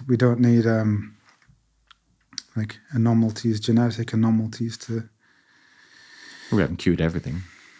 Well, not everything, but Many things we haven't cured. things that normal natural selection wouldn't allow past, we do. So we've stopped it in that regard. So if AI is the next logical step for humanity, and that is our next stage of evolution, then so be it. I mean, I watched a documentary not long ago. You'll have watched it, I'm sure. Ancient Civilizations. No, never watched it. It's basically banging the drum about, like, the Egyptians and stuff like that, and that, like, no, it wasn't what we thought it was. There was a much more advanced civilization than us.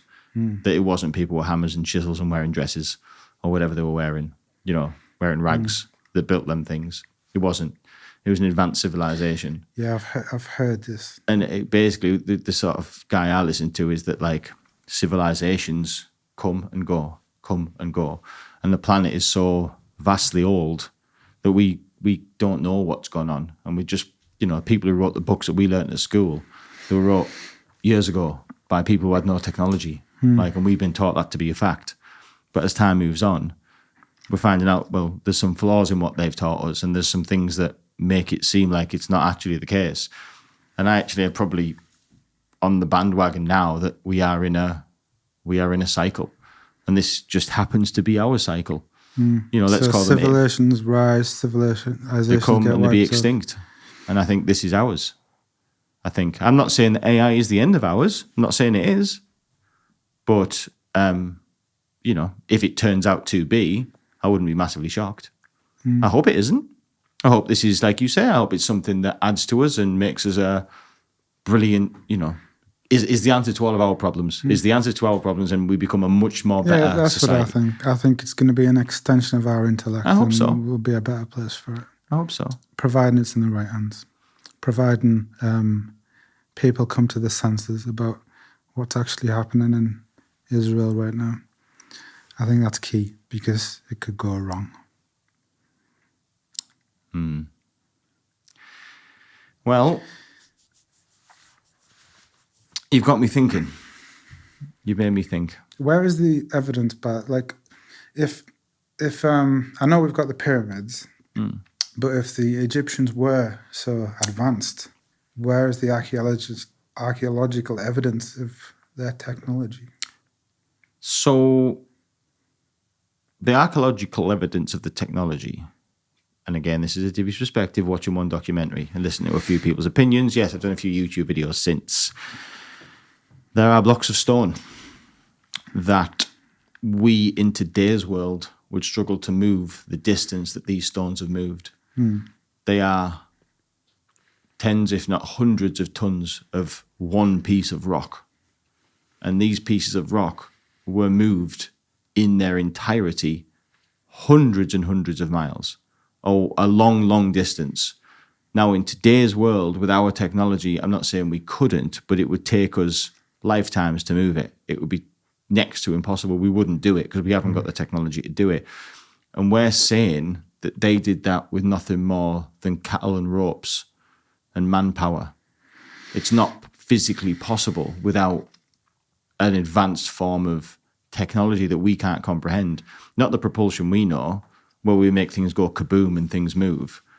Well, what if they could manipulate gravity? What if they could manipulate sound? What if they could manipulate things that we can't even comprehend? What we do know is them rocks came from a long, long way away. And we're told that they did that by hand with nothing more than cattle, planks of wood and rope. No, they didn't. That isn't what happened at all.